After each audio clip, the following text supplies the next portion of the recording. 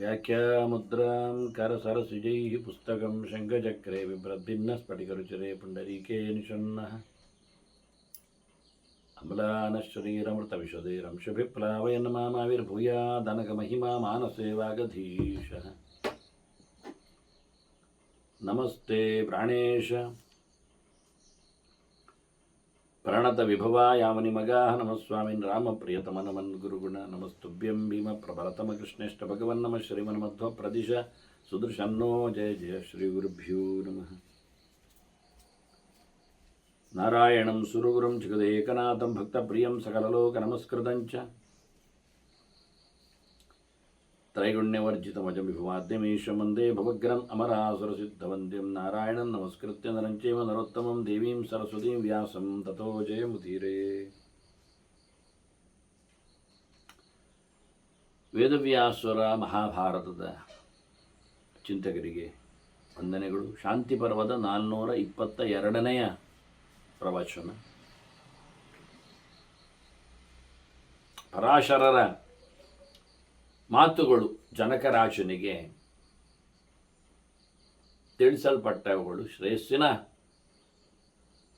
ದಾರಿಗಳಿಗೆ ಸಂಬಂಧಪಟ್ಟಂತೆ ಮನುಷ್ಯನ ಸಾಧನೆಯ ಚಿಂತನೆಗಳು, ಕರ್ಮಪ್ರಧಾನವಾದಂತಹ ಅರಿವು. ವರ್ಣೇಭ್ಯೋ ಹಿ ಪರಿಭ್ರಷ್ಟಃ ನವೈ ಸಂಸ್ಥಾನಮರ್ಹತಿ. ಸ್ವಧರ್ಮಗಳಲ್ಲಿ ಹೆಚ್ಚು ಒತ್ತು ಕೊಡತಕ್ಕಂತಹ ಮಾತುಗಳು ಮುಖ್ಯವಾಗಿ ಅವರವರ ವರ್ಣಕ್ಕನುಗುಣವಾಗಿ ಕರ್ಮಗಳನ್ನು ನಡೆಸಿಕೊಟ್ಟಾಗ ಸಮಾಜ ಸುಸ್ಥಿತಿಯಲ್ಲಿ ಹೋಗ್ತದೆ. ಹಾಗಾಗಿ ವರ್ಣ ದುಷ್ಟವಾಗಿ ಕರ್ಮಗಳನ್ನು ನಡೆಸಿಕೊಟ್ಟಲ್ಲಿ ಆತ ಒಳ್ಳೆಯ ತಾಣವನ್ನು ಪಡೆಯುವುದಿಲ್ಲ, ಸಮಾಜದಲ್ಲಿ ಅವನು ಸ್ಟ್ಯಾಂಡ್ ಆಗುವುದಿಲ್ಲ ಅನ್ನೋ ಮಾತನ್ನು ಹೇಳ್ತಾರೆ. ವಾಸ್ತವವಾಗಿ ನತು ಯಃ ಸತ್ಕ್ರಿಯಾಂ ಪ್ರಾಪ್ಯ ರಾಜಸಂಕರ್ಮ ಸೇವತೆ. ಒಬ್ಬ ಮನ್ನಣೆಗೆ ಒಳಗಾದವ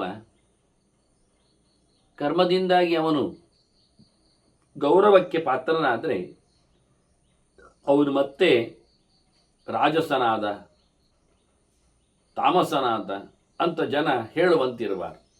ಅವನು ರಾಜಸ ತಾಮಸ ಕರ್ಮಗಳನ್ನು ಮಾಡುವುದಿಲ್ಲ. ಒಬ್ಬ ಸಾತ್ವಿಕನಾದವ ಒಳಿತನ್ನು ನಡೆಸಿಕೊಡುತ್ತಾನೆ, ಜನ ಅವನನ್ನು ಗುರುತಿಸ್ತಾರೆ, ಅದನ್ನು ಅವ ಗಮನಿಸ್ತಾನೆ ಅನ್ನೋ ನೆಲೆಯಲ್ಲಿ. ಇದರಿಂದ ಅವನ ಸಾಧನೆಗಳಿಂದಾಗಿ ಅವನು ಮುಂದಕ್ಕೆ ಇನ್ನೂ ಎತ್ತರದ ಬಣ್ಣವನ್ನೇ ಪಡಿತಾನೆ. ಸಾಧು ಪ್ರಾಣಿಗಳು ಯಾವ ನೆಲೆಯಲ್ಲಿ ತಮ್ಮನ್ನು ತಾವು ಸಮರ್ಪಿಸಿಕೊಂಡು ಮುಂದೆ ಜನ್ಮದಲ್ಲಿ ಉತ್ತಮವಾದ ಸೃಷ್ಟಿಯನ್ನು ಜಾತಿಯನ್ನು ಪಡಿತಾರೋ ಹೇಗೋ ಹಾಗೆ ಮನುಷ್ಯ ಒಳ್ಳೆಯ ಕರ್ಮಗಳನ್ನು ಮಾಡುತ್ತಾ ತನಗೆ ವಿಹಿತವಾದ ಆಚರಣೆಗಳನ್ನು ದೇವರ ಪ್ರೇರಣೆಗಾಗಿ, ದೇವರ ಪ್ರೀತಿಗಾಗಿ, ದೇವರ ಸೇವೆಯೆಂದು ಅಂತ ಮಾಡ್ತಾ ಬಂದವ ಮುಂದೆ ವರ್ಣೋತ್ಕರ್ಷಂ ಅವಾಪ್ನೋತಿ, ಉತ್ತಮನಾಗಿ ಮತ್ತೆ ಹುಟ್ಟಿ ಬರ್ತಾನೆ. ನರಃ ಪುಣ್ಯೇನ ಕರ್ಮಣ. ಶುದ್ಧವಾದ ಕರ್ಮದಿಂದ ಆತ ಪುಣ್ಯ ಪ್ರಭಾವದಿಂದ ಮುಂದೆ ಸಾಧನೆಗೆ ಯೋಗ್ಯವಾದಂತಹ ಉತ್ತಮ ಜಾತಿಯನ್ನು, ಉತ್ತಮ ವರ್ಣದ ಸಂಸ್ಕಾರವುಳ್ಳ ಬದುಕನ್ನು ಆತ ನಡೆಸ್ತಾನೆ. ಇದು ಸುಲಭ ಅಲ್ಲ, ಇದು ದುರ್ಲಭಂ. ತಮಲಬ್ಧಾಹಿ ಯಸ್ಮಾತ್ ಪಾಪೇನ ಕರ್ಮಣ. ನಿಜವಾಗಿ ಕೆಟ್ಟ ಯೋನಿಗಳನ್ನು, ನೀಚ ವರ್ಣಗಳನ್ನು, ಅಂದರೆ ಸಾಧನೆ ಮಾಡಲು ಅನುಕೂಲಕರವಲ್ಲದ, ಸಂಸ್ಕಾರ ಯೋಗ್ಯವಾಗದ ರೀತಿಯಲ್ಲಿನ ಹುಟ್ಟನ್ನು, ಅಂಗವೈಕಲ್ಯಗಳು, ಇನ್ನಿತರ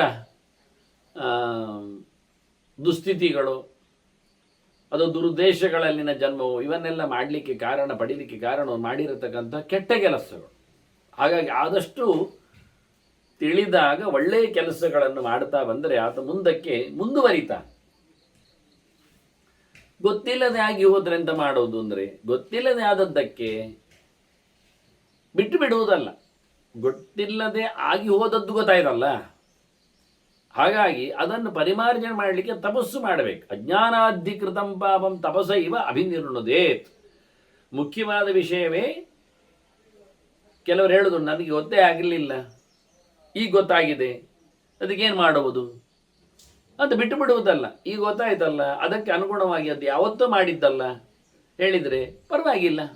ಈ ಕರ್ಮ ಸಿದ್ಧಾಂತದ ಒಂದು ಮುಖ್ಯವಾದಂಥ ಗೆರೆ ಇದೆ, ಪ್ರಾಯಶ್ಚಿತ್ತದ ಗೆರೆ. ಅದು ನಾನು ಮುಂದೆ ಕೇಳುತ್ತೇನೆ. ಪರಾಶರ ಹೇಳಿದ್ದು ಬಹಳ ಅದ್ಧೂರಿಯಾದಂತಹ ಮಾತು ಅದು ವಾಸ್ತವವಾಗಿ. ಹಾಗಾಗಿ ಇವ ಹೇಳ್ತಾನೆ, ಅಜ್ಞಾನ ಅಂದರೆ ತಿಳಿಯದೇ ಒಂದೊಮ್ಮೆ ಮಾಡಿ ಹೋಗಿದ್ದರೆ, ಅದು ತಪ್ಪಾಗಿದ್ದರೆ, ಅದು ನಮಗೆ ಅರ್ಥಕ್ಕೆ ಬಂದರೆ, ವಿಷಯಕ್ಕೆ ತಿಳಿದರೆ, ಗಮನಕ್ಕೆ ನಿಲುಕಿದರೆ, ನಾವು ಅದನ್ನು ತಪಸ್ಸಿನಿಂದ ಮತ್ತೆ ಆ ಮಾಡಿದ ಪಾಪವನ್ನು ತೊಳ್ಕೊಳ್ಳಿಕ್ಕೆ ಉಂಟು. ತೊಳ್ಕೊಳ್ಳಿಕ್ಕೆ ಉಂಟು, ಇಷ್ಟು ಹೇಳಿದ್ದು ನಿನ್ನ. ಅದು ತಪಸ್ಸು ಅಂದರೆ ನಮಗೆ ಗೊತ್ತುಂಟು. 2 ಪ್ರಕಾರದ ತಪಸ್ಸಿದೆ, 3 ಪ್ರಕಾರದ ತಪಸ್ಸಿದೆ ಕೃಷ್ಣ ಹೇಳಿದ ಪ್ರಕಾರದಲ್ಲಿ. ತ್ರಿಕರಣಪೂರ್ವಕವಾದ ತಪಸ್ಸದು, ಶಾರೀರಿಕವಾದ ತಪಸ್ಸುಗಳು, ವ್ರತ ನಿಯಮಗಳು, ಉಪವಾಸಗಳು, ತೀರ್ಥಯಾತ್ರೆಗಳು, ಇವೆಲ್ಲ. ಹಾಗೆ ಯಜ್ಞಾದಿಗಳು, ಪಾಠ ಪ್ರವಚನಗಳು, ಚಿಂತನೆಗಳು, ಅಧ್ಯಯನಗಳು. ಕೇವಲ ಉಪವಾಸದಲ್ಲಿ ಕೂತ್ಕೊಳ್ಳುವುದು ಅಂತಲ್ಲ, ಮೌನವಾಗಿ ಅಧ್ಯಯನ ಮಾಡಲಿಕ್ಕೊಂಡು ಅದು ತಪಸ್ಸು. ತದ್ಧಿ ತಪಃ ಅಂತ ಹೇಳಿಕೊಂಡು ಚಿಂತನೆ ಮಾಡಲಿಕ್ಕಿದೆ, ಕಲೀಲಿಕ್ಕಿದೆ, ಪಾರಾಯಣ ಮಾಡಿಕೊಳ್ಳಲಿಕ್ಕಿದೆ. ಅದು ಒಂದು ರೀತಿಯ ವಾಂಗ್ಮಯವಾದ ತಪಸ್ಸು. ಜಪ ಅನುಷ್ಠಾನ ಮಾಡುವಂತೆ ಅದನ್ನು ಮಾಡಬೇಕಾದ್ದು, ಅದು ನಡೆಸಲಿಕ್ಕೆ ಇರುವಂಥದ್ದು. ಮಾನಸಿಕವಾಗಿ ಅದು ಜಪದಲ್ಲಿಯೂ ಬರ್ತದೆ, ಬಂದಾಗ ದೇವರ ಚಿಂತನೆ ಮಾಡುವಂಥದ್ದು, ಧ್ಯಾನಾದಿಗಳು ಎಲ್ಲ, ಪ್ರಾಣಾಯಾಮಾದಿಗಳು, ಪಂಚಗವ್ಯಾದಿ ಪ್ರಾಶನಗಳು, ಅದು ತೀರ್ಥಕ್ಷೇತ್ರ ಸಂಚಾರಗಳಲ್ಲೆಲ್ಲ ಆಗುವವುಗಳು. ಇವನ್ನೆಲ್ಲ ವಿಶಿಷ್ಟವಾಗಿ ತಪಸ್ಸನ್ನು ಮಾಡಲಿಕ್ಕೆ ಬರ್ತದೆ. ಪ್ರಧಾನವಾಗಿ ಜ್ಞಾನದ ಎಸಳಿನಲ್ಲಿ ಅಜ್ಞಾನದ ನಿವೃತ್ತಿ. ಅದರಿಂದ ತಪಶಬ್ದಕ್ಕೆ ತಮ್ಮ ಆಲೋಚನೆಯಿಂದ ಧಾತ್ವಾರ್ಥದಲ್ಲಿ ತಮ್ಮ ಸಂತಾಪೆ ಅನ್ನುವುದಕ್ಕಿಂತಲೂ, ವ್ರತನೇಮಗಳಿಗಿಂತಲೂ ಹೆಚ್ಚಿನ ಒತ್ತು ಅಜ್ಞಾನಕೃತವಾದಂಥ ತಪ್ಪಿಗಾಗಿ ಜ್ಞಾನವನ್ನು ಸಂಪಾದನೆ ಮಾಡೋದು. ಅಧ್ಯಯನ, ಓದುವುದು, ಜ್ಞಾನಯಜ್ಞ. ಅದರಿಂದಲೇ ಹೆಚ್ಚಿನ ಸರ್ವಂಕರ್ಮ ಕರ್ಮ ಅಖಿಲಂ ಪಾರ್ಥ ಜ್ಞಾನೇ ಪರಿಸಮಾಪ್ಯತೆ ಅಂಥೇಳಿ ಎಲ್ಲ ಕರ್ಮಗಳು ಸಹ ಕೊನೆಗೊಳ್ಳುವಂಥದ್ದು ಜ್ಞಾನದಿಂದ, ಪೂರ್ಣತೆಯನ್ನು ಪಡೆಯುವಂಥದ್ದು. ಸರ್ವಂ ಜ್ಞಾನಪ್ಲವೇನೈವ ವೃಜಿನಂ ಸಂತರಿಷ್ಯತಿ ಅಂತ ಎಲ್ಲ ಪಾಪಗಳನ್ನು, ತಪ್ಪುಗಳನ್ನು ದಾಟ್ಲಿಕ್ಕೆ ಅವನು ದೋಣಿ ಏರಬೇಕಾದ್ದು ಜ್ಞಾನದ್ದು ಅಂತ ಹೇಳಿ ಸ್ಪಷ್ಟವಾಗಿ ಇದು ಗೀತೆಯ ಮಾತುಗಳೇ. ಅದರ ಹಿನ್ನೆಲೆಯಲ್ಲಿ ಈ ಮಾತುಗಳು ಬಂದದ್ದು. ಪಾಪಂ ಹಿ ಕರ್ಮ ಫಲತಿ ಪಾಪಮೇವ ಸ್ವಯಂಕೃತಂ. ಗಮ್ಮತ್ತೆಂತ ಕೇಳಿದರೆ, ತಪ್ಪು ಮಾಡಿದರೆ ಆಗಿ ಹೋಯಿತು ಅಂತಲ್ಲ. ತಪ್ಪು ಮಾಡಿದ್ದರಿಂದ ಅವನಿಗೆ ದುಃಖ ಆಗ್ತದೆ, ತೊಂದರೆ ಆಗ್ತದೆ, ಕೆಟ್ಟದಾಗ್ತದೆ, ಪಾಪ ಬರ್ತದೆ. ಅಷ್ಟೇ ಅಲ್ಲ, ಆ ಪಾಪದ ಪ್ರಭಾವದಿಂದ ಮತ್ತೆ ಪುನಃ ಅವನು ಪಾಪವೇ ಮಾಡ್ತಾನೆ. ಇದು ಜಯ ವಿಜಯರಿಗೆ ಶಾಪ ಕೊಟ್ಟಾಗ ದೇವರ ಮಾತು, ಹೋಗಿ ಬನ್ನಿ ಅಂತ ಹೇಳಿಬಿಟ್ಟ.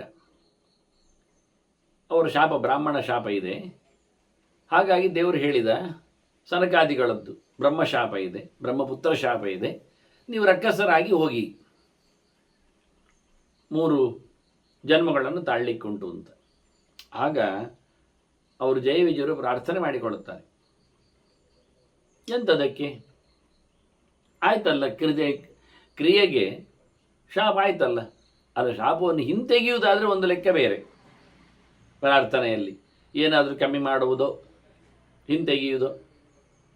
ದೇವರು ಹೇಳಿದ, ಹೋಗಿ ಬ್ರಹ್ಮಶಾಪ ಬಂದಿದೆ, ನಾನೇ ನಿಮ್ಮನ್ನು ಅಸುರ ರೂಪದಲ್ಲಿದ್ದಾಗ ಸಾಯಿಸ್ತೇನೆ ಅಂತೇಳಿ ಬಂದ. ಹಾಗೆ ಹೇಳುತ್ತಾನೆ. ಅವರು ಪ್ರಾರ್ಥನೆ ಮಾಡಿದ್ದಕ್ಕೆ ಅವರು ಕೇಳಿಕೊಳ್ಳುತ್ತಾರೆ, ಏನು ಅಂತ, ನಾವು ಹೋಗಿರ್ತೇವೆ, ಅಸುರರಾಗ್ತೇವೆ, ಇದರಿಂದ ದೇವ ವಿರೋಧಿಗಳಾದೆವಲ್ವಾ? ಹೌದು. ದೇವ ವಿರೋಧಿಗಳಾಗಿ ಎಷ್ಟು ಪೀರಿಯಡಲ್ಲಿ ನಾವು ಇರ್ತೇವೆಯೋ ಅದರ ತಪ್ಪು ಯಾರಿಗೆ? ಅದರ ಪಾಪವನ್ನು ಹೊತ್ತುಕೊಳ್ಳುವ ರೀತಿ ಹೇಗೆ? ಇಲ್ಲೀಗ ನಾವು ವಿರೋಧ ಮಾಡಿದ್ದಕ್ಕೇನೆ ನಮಗೆ ಅಸುರ ಪಾಳೆಯ ಬಂತು. ಇನ್ನು ಅಸುರ ರೂಪದಲ್ಲಿ ಕೂತಾಗ ನಾವು ಮಾಡಿರ್ತಕ್ಕಂಥ ಅಧಿಕೃತವಾದ ತಪ್ಪುಗಳಿಗೆ ಮುಂದೆ ನಾವು ಎಲ್ಲಿ ಸಾಯಬೇಕು? ಎಷ್ಟು ಕಡೆ ಬರಬೇಕು? ಮತ್ತೆ ಒಬ್ಬ ಅಸುರನಾಗಿ ಬಿಟ್ಟರೆ ಅವ ಬದುಕಿ ಉದ್ದಕ್ಕೆ ತೊಂದರೆ ಮಾಡಲಿಕ್ಕೆ ನಿಂತರೆ ಅವನ ಸ್ವಭಾವದಂತೆ ಮುಂದೆ ಅವನು ಖಂಡಿತವಾಗಿಯೂ ಒಳ್ಳೆಯವನಾಗುವುದಿಲ್ಲ. ಅನ್ಯಾಯ ಮಾಡಿದ್ದರ ಫಲವಾಗಿ ಮತ್ತೆ ಮತ್ತಷ್ಟು ಭೀಕರವಾದ ಅಸುರನಾಗಿ, ಉಗ್ರಾಸುರನಾಗಿ ಬೆಳೀತಾನೆ. ಅವನು ಕ್ರೂರಾಸುರನಾಗಿ ನಿಲ್ತಾನೆ, ಕರಾಳಾಸುರನಾಗಿ ಕಾಣಿಸಿಕೊಳ್ಳುತ್ತಾನೆ. ಏನು ಮಾಡುವ ಈಗ? ಮತ್ತೆ ಯಾವಾಗ ಉದ್ಧಾರ? ಅಲ್ಲಿ ಇನ್ನಷ್ಟು ಭೀಕರವಾದ ಕೆಲಸಗಳು. ಆದ್ದರಿಂದ ಪಾಪ ಮಾಡಿದವ, ಕೆಟ್ಟ ಕೆಲಸ ಮಾಡಿದವ, ಅನ್ಯಾಯ ಮಾಡಿದವ, ಅಧರ್ಮವನ್ನು ನಡೆಸಿಕೊಟ್ಟವ, ಅಸತ್ಯಗಾರನಿದ್ದಾನೆ, ಅವನು ಮುಂದೆ ಉದ್ಧಾರ ಆಗುವುದಿಲ್ಲ. ಅದರ ನೆಕ್ಸ್ಟ್ ಅವನಿಗೆ ಫಲದಲ್ಲಿ ಕೆಟ್ಟದ್ದು ಬರಲಿಕ್ಕೆ ಹೋಗಿ ಮತ್ತೆ ಕೆಟ್ಟದೇ ಆಗುದು. ಈ ದಾನದ ಚಿಂತನೆಯಲ್ಲಿ ಒಂದು ಮಾತು ಹೇಳ್ತಾನೆ ಕೃಷ್ಣ, ಅದತ್ತ ದಾನಾಚ್ಚ ಭವೇದ್ ದರಿದ್ರ. ಒಬ್ಬ ಕೊಡಲಿಲ್ಲ, ಏನಾಯ್ತಂತ ಕೇಳಿದರೆ ಕೊಡಲಿಲ್ಲ ಅಂತಾಯಿತು. ಸರಿ, ಇತ್ತು ಸೊತ್ತುಗಳಿದ್ದವು, ಕೊಡಬಹುದಿತ್ತು, ಕೊಡುವ ಅವಕಾಶಗಳು ಇದ್ದವು, ಆದರೂ ಏನು ಕೊಡಲಿಲ್ಲ. ದಾನ ಎನ್ನುವುದು ಅವನಲ್ಲಿ ಆಗಲಿಲ್ಲ. ದಾನದ ಬಗ್ಗೆ ಮುಂದೆ ಮಾತು ಹೇಳ್ತಾರೆ ಪರಾಶರರು ಕಡೆಗೆ. ದಾನವನ್ನು ಮಾಡಲಿಲ್ಲ. ಏನಾಯಿತು ಕೇಳಿದರೆ ಏನು ಕೊಡಲಿಲ್ಲಲ್ಲ, ಹಾಗಾಗಿ ಎಲ್ಲಿಯೂ ಅವನು ಠೇವಣಿ ಇಡಲಿಲ್ಲ. ಅಂದರೆ ಯಾರ ಕೈಯಲ್ಲಿ ಏನನ್ನು ಕೊಡದೇ ಇರುವುದರಿಂದ ಅವನು ಹಿಂದೆ ಪಡೀಲಿಕ್ಕೆ ಏನಿಲ್ಲ ಇನ್ನು ಸೊತ್ತು. ಇದರಿಂದ ಮತ್ತೆ ಹುಟ್ಟಿ ಬರುವಾಗ ಏನು ಕೊಡಲಿಕ್ಕಲ್ಲ, ಅವನಿಗೆ ತಿನ್ನಲಿಕ್ಕಿಲ್ಲದಾಗಿ ಹುಡ್ತಾನೆ, ದರಿದ್ರನಾಗಿ ಬಡವನಾಗಿ ಹುಡ್ತಾನೆ. ಇಲ್ಲೀಗ ಅವನನ್ನು ಏನು ಮಾಡುವ ನಾವೀಗ? ನೀನೇಕೆ ಬಂದೆ, ನೀನೇಕೆ ಬಡವ ಕೇಳಿದರೆ ಅವನಿಗೆ ಹೇಳ್ತಾರೆ ಆಗ, ನೀನು ಹಿಂದಿನ ಜನ್ಮದಲ್ಲಿ ಏನನ್ನು ಕೊಡಲಿಲ್ಲ, ನಿನ್ನ ಕೈಯಲ್ಲಿತ್ತು, ಕೊಡುವುದಿತ್ತು, ನೀನು ಕೊಡಲಿಲ್ಲ, ಹಾಗೆ ಸತ್ಯ, ಅದಕ್ಕೆ ನೀನು ಬಡವನಾದೆ. ಮತ್ತೀಗ ಈಗ ಎಂಥದ್ದುಂಟು ಕೊಡಿ, ಈಗ ಬಡವ, ಈಗ ಅವನಿಗೆ ಕೊಡಲಿಕ್ಕೆ ಸೊತ್ತು ಇಲ್ಲ, ಈಗ ಕೊಡುವುದಿಲ್ಲ ಅಷ್ಟೇ ಅಲ್ಲ, ಕೊಡಲಿಕ್ಕೆ ಏನಿಲ್ಲ. ಈಗ ಕೊಡ್ತೇನೆ ಅಂದರೆ ಆಗ್ತದ? ಆಗೋದಿಲ್ಲ. ಅದರಿಂದ ಏನಾಯಿತು, ಈಗ ಬಡವನಾದ್ದರಿಂದ ಈಗ ಇಲ್ಲಿ ಅನ್ಯಾಯ ಮಾಡ್ತಾನೆ, ತಿನ್ನಲಿಕ್ಕೋಸ್ಕರ ಬದುಕಲಿಕ್ಕೋಸ್ಕರ ಒದಾಡ್ತಾನೆ. ಆಗ ತಪ್ಪು ಮಾಡಲಿಕ್ಕೆ ಹೋಗಿ ಇನ್ನಷ್ಟು ದರಿದ್ರನಾಗಿ, ಅತ್ಯಂತ ಕಳಪೆಯಾಗಿ, ಇನ್ನಷ್ಟು ಹೇಸಿಗೆವನಾಗಿ, ಇನ್ನಷ್ಟು ತಪ್ಪು ಮಾಡುವವನಾಗಿ ಹುಡ್ತಾನೆ. ದರಿದ್ರ ಭಾವಾಚ್ಚ ಕರೋತಿ ಪಾಪಂ ಪಾಪ ಪ್ರಭಾವಾತ್ ಪುನರೇತಿ ಜನ್ಮ ಪುನರ್ದರಿದ್ರ ಪುನರೇವ ಭಾವಿ. ಮುಂದೆ ಒಂದು ಸರ್ತಿ ಇದ್ದಾಗ ಕೊಡದವ ಇನ್ಯಾವತ್ತೂ ಶ್ರೀಮಂತನಾಗಿ ಹುಟ್ಟುವುದೇ ಇಲ್ಲ. ಅವನು ಕಳ್ಕೊಂಡ ಅದನ್ನು ಚಾನ್ಸ್. ಆದ್ದರಿಂದ ಸಿಕ್ಕಿದಾಗ ಇದ್ದಾಗೆಲ್ಲ ಬೇಕು ಅಂತಾದರೆ ಬೇಡದಲ್ಲಿ ಕೊಟ್ಟೆ ಮುಗಿಸಬೇಕು ಅಂದು, ಹಿಂದೆ ಕೈ ಮಾಡಲಿಕ್ಕಿಲ್ಲ. ನಾಳೆಗೆ ಅಂತಿರಲಿ, ನಾಡದ್ದಿಗೆ ಅಂತಿರಲಿ, ನೀವು ಇನ್ನೊಂದು ಜನ್ಮಕ್ಕೊಂದು ಒಟ್ಟು ಮಾಡಿ ಅಂತ ಕರ್ಮಕ್ಕೆ ಮಾಡ್ತೀರಾ, ಮಾಡಿ ಅದನ್ನು ಇಲ್ಲೇ ಹಂಚಿ ಹೋಗಿ, ಆಗ ನಿಮಗೆ ಮುಂದೊಂದು ಜನ್ಮದಲ್ಲಿ ಸಿಗ್ತದೆ. ನೀವು ಯಾವುದನ್ನು ಮರುಜನ್ಮಕ್ಕೆ ಬೇಕು ಅಂತ ಒಟ್ಟು ಮಾಡಿಕೊಳ್ತೀರೋ ಅದನ್ನು ನೀವಾಗಲೇ ಕೊಟ್ಟು ಹೋಗಿ, ಅದು ನಿಮಗೆ ಮರುಜನ್ಮದಲ್ಲಿ ಪಡೀಲಿಕ್ಕೆ ಬರ್ತದೆ, ಬಡ್ಡಿ ಸಮೇತ ಪಡೀಲಿಕ್ಕೆ ಬರ್ತದೆ. ನಿಜವಾದ ಸಂಗತಿಗಳಿವು, ಅದ್ಭುತವಾದ ವಿಚಾರಗಳು. ಅದರಿಂದ ಕೃಷ್ಣ ಹೇಳಿದ್ದು, ಅಥವಾ ಶ್ರೀಮತಾಂಗೆ ಯೋಗ ಭ್ರಷ್ಟೋ ವಿಜಾಯತೆ ಅಂತ ಹೇಳಿಕೊಂಡು ಅವನು ಮತ್ತೆ ಪುನಃ ಶ್ರೀಮಂತರ ಮನೆಯಲ್ಲಿ ಕೂತು ಏನಕ್ಕೂ ಕಮ್ಮಿ ಇಲ್ಲದ ಹಾಗೆ ಬಹಳ ಅದ್ದೂರಿಯಾಗಿ ಕುಳಿತು ಅವನು ತನ್ನ ಮುಂದಿನ ಯೋಗ ಮಾರ್ಗವನ್ನು ಮುಂದುವರಿಸ್ತಾನೆ ಅಂತ. ಹಿಂದಿನ ಸಂಸ್ಕಾರವನ್ನು ಅವನು ಒಳ್ಳೆಯ ರೀತಿಯಿಂದ ಉಪಯೋಗಿಸಿಕೊಳ್ತಾನೆ. ಆಗ ಹೊರಗಿನ ಯಾವುದೇ ತೊಂದರೆಗಳು ಇರುವುದಿಲ್ಲ, ಅವನಿಗೆ ಸಾಧನೆಗೆ ಬೇಕಾದ ಸವಲತ್ತುಗಳು ಸಿಗ್ತಾವೆ ಅಂತ. ಹಾಗಾಗಿ ಇಲ್ಲಿ ಹೇಳ್ತಾನೆ, ಪಾಪ ಮಾಡಿದರೆ ಕೂಡಲೇ ಫಲದಲ್ಲಿ ಅವನು ಅಲ್ಲಿ ಮಾತ್ರ ತೊಂದರೆ ಅನುಭವಿಸುವುದಲ್ಲ, ಮುಂದಕ್ಕೆ ಅದು ಹೆಚ್ಚಾಗಿ ಅವನನ್ನು ಪಾಪಿಯನ್ನಾಗಿ ಹುಟ್ಟಿಸಿ ಮುಂದೆ ದೂಡು ಬಿಡುತ್ತದೆ. ತಸ್ಮಾತ್ ಪಾಪನ್ನ ಸೇವೇತ ಕರ್ಮ ದುಃಖ ಫಲೋದಯಂ. ಹಾಗಾಗಿ ದುಃಖವನ್ನು ಸೃಷ್ಟಿಸುವ, ದುಃಖ ಸಂತಾನವನ್ನೇ, ಪರಂಪರೆಯನ್ನೇ ಮತ್ತೆ ಮತ್ತೆ ಹುಟ್ಟಿಸಿ ಬಿಡತಕ್ಕಂಥ ಪಾಪವನ್ನು ಯಾವತ್ತೂ ಸಹ ಮಾಡಲಿಕ್ಕೆ ಹೋಗಬೇಡಿ, ಕೆಟ್ಟ ಕೆಲಸ ನಡೆಸಬೇಡಿ. ಪಾಪಾನುಬಂಧಂ ಯತ್ಕರ್ಮ ಯದ್ಯಪಿ ಸ್ಯಾತ್ ಮಹಾಫಲಂ ತನ್ನ ಸೇವೇತ ಮೇಧಾವಿ ಶುಚಿ ಕುಶಲಿನಂ ಯಥ. ಬಹಳ ಚಂದವಾದ ಒಂದು ಮಾತು ಹೇಳ್ತಾನೆ. ಒಂದು ಭಾರಿ ನಮಗೆ ಲಾಭ ಆಗ್ತದೆ, ಒಂಚೂರು ಪಾಪ ಅದರಲ್ಲಿ ಅಂಟಿಕೊಂಡಿದೆ ಅಷ್ಟೆ, ತಪ್ಪಲ್ಲ, ತಪ್ಪಿನಾಗೆ ಉಂಟು, ಸ್ವಲ್ಪ ಅನ್ಯಾಯ ಆಗ್ತದೆ, ಆದರೆ ಭಾರಿ ನಮಗೆ ಲಾಭ ಆಗ್ತದೆ. ಮಾಡಿಬಿಡುವ ಅಂದರೆ ಮಾಡು ಮಾಡು ಮಾಡಿ ಏನಾಗ್ತದೆ, ಸಿಕ್ಕಿ ಬೀಳ್ತೀನಿ. ಒಬ್ಬ ಶುದ್ಧನಿದ್ದಾನೆ, ಅವು ಹೋಗಿ ಕೆಲಸವನ್ನು ಮುಟ್ಟಿದ, ಏನಾಯಿತು ಕೇಳಿದ, ನಿಮಗೆ ಅರ್ಥ ಆಗಲಿಲ್ಲ ಕಾಣ್ತದಲ್ಲ. ಶುಚಿ ಕುಶಲಿನಂ ಯಥ ಇಲ್ಲಿರುವುದು, ಅದನ್ನೆಲ್ಲ ತಿದ್ದುಕೊಂಡಿದ್ದಾರೆ ಕೆಲವರು, ಪಾಠವನ್ನು ವ್ಯತ್ಯಾಸ ಮಾಡ್ತಾರೆ ಅರ್ಥ ಆಗೋದಿಲ್ಲ ಅಂದಾಗ. ಕುಶಲಿ ಅಂದರೆ ಜನಕ್ಕೆ ಅರ್ಥ ಆಗಲಿಲ್ಲ. ಈಗ ಕುಶಲ ಎನ್ನುವ ಶಬ್ದ ಬರುವುದು ಸೃಷ್ಟಿಯಲ್ಲಿರುವುದು. ಕುಶ ಅಂದರೆ ದರ್ಭೆ, ಅದನ್ನು ಲ ಅಂದರೆ ತೆಗೆಯುವವ ಅಂತ ಅರ್ಥ. ದರ್ಬೆಯನ್ನು ತೆಗೆಯುವವ ಬಹಳ ಕಷ್ಟದಲ್ಲಿ ದರ್ಬೆಯನ್ನು ತೆಗಿಬೇಕಾಗ್ತದೆ. ಯಾಕೆಂದರೆ ಚೂರು ಎಡವಟ್ಟಾದರೆ ಕೈ ಹರಿತದೆ, ಬೆರಳು ಹರಿತದೆ, ಅದಕ್ಕೆ ದರ್ಬೆ ಹೆಸರು. ಯಾವುದನ್ನು ನಾವು ಕೈಯಲ್ಲೇ ಕೊಯ್ಲಿಕ್ಕೆ ಹೋದರೆ ಕೈಯಲ್ಲಿ ಗಾಯ ಆಗುತ್ತೋ ಅದು ದರ್ಬೆ ಅಂತ ಅರ್ಥ. ದರ್ಬೆಯನ್ನು ಪರಿಚಯ ಮಾಡಿಕೊಳ್ಳೋದಾದರೆ ಒಂದು ಉದ್ದನೆಯ ಗ್ರಾಸ್, ಅದು ಎಲ್ಲರ ಮನೆಯಲ್ಲಿ ಇರಬೇಕಾದ್ದು. ಅದರ ಬಗ್ಗೆ ಸುಮಾರಷ್ಟು ಮಹತ್ತಿಕೆಗಳ ಬಗ್ಗೆ ನಾನು ಸಂಧ್ಯಾ ಸಮೀಕ್ಷೆಯಲ್ಲಿ ಕೊಟ್ಟಿದ್ದೇನೆ. ಅದು ವರಾಹರೂಪನ ಭಗವಂತನ ಮೈಯಿಂದ ಸೃಷ್ಟಿಯಾದ ಪದಾರ್ಥ ಅಂತ ಇರಲಿ. ಹಾಗಾಗಿ ಕುಶಲ ಶಬ್ದ ಬಂದದ್ದು ದರ್ಬೆಯನ್ನು ಕೊಯ್ಲಿಕ್ಕೆ ಚೆನ್ನಾಗಿ ಗೊತ್ತಿದ್ದವ ಅಂತ ಅರ್ಥ. ಈಗ ನಾವು ಎಲ್ಲಕ್ಕೂ ಆಗಿ ಬಿಡ್ತೇವೆ ಅದನ್ನು ಕುಶಲ ಅಂತ. ಕುಶಲ ಅಂದರೆ ಅವನು ಒಳ್ಳೆ ಎಕ್ಸ್ಪರ್ಟ್ ಅಂತ ಅರ್ಥ ತರ್ತೇವೆ ನಾವು. ಹೌದು, ದರ್ಬೆಯನ್ನು ಕೊಯ್ಯುವುದರಲ್ಲಿ ಅವನು ಚಾಣಾಕ್ಷ ಅಂತ ಇದ್ದದ್ದು.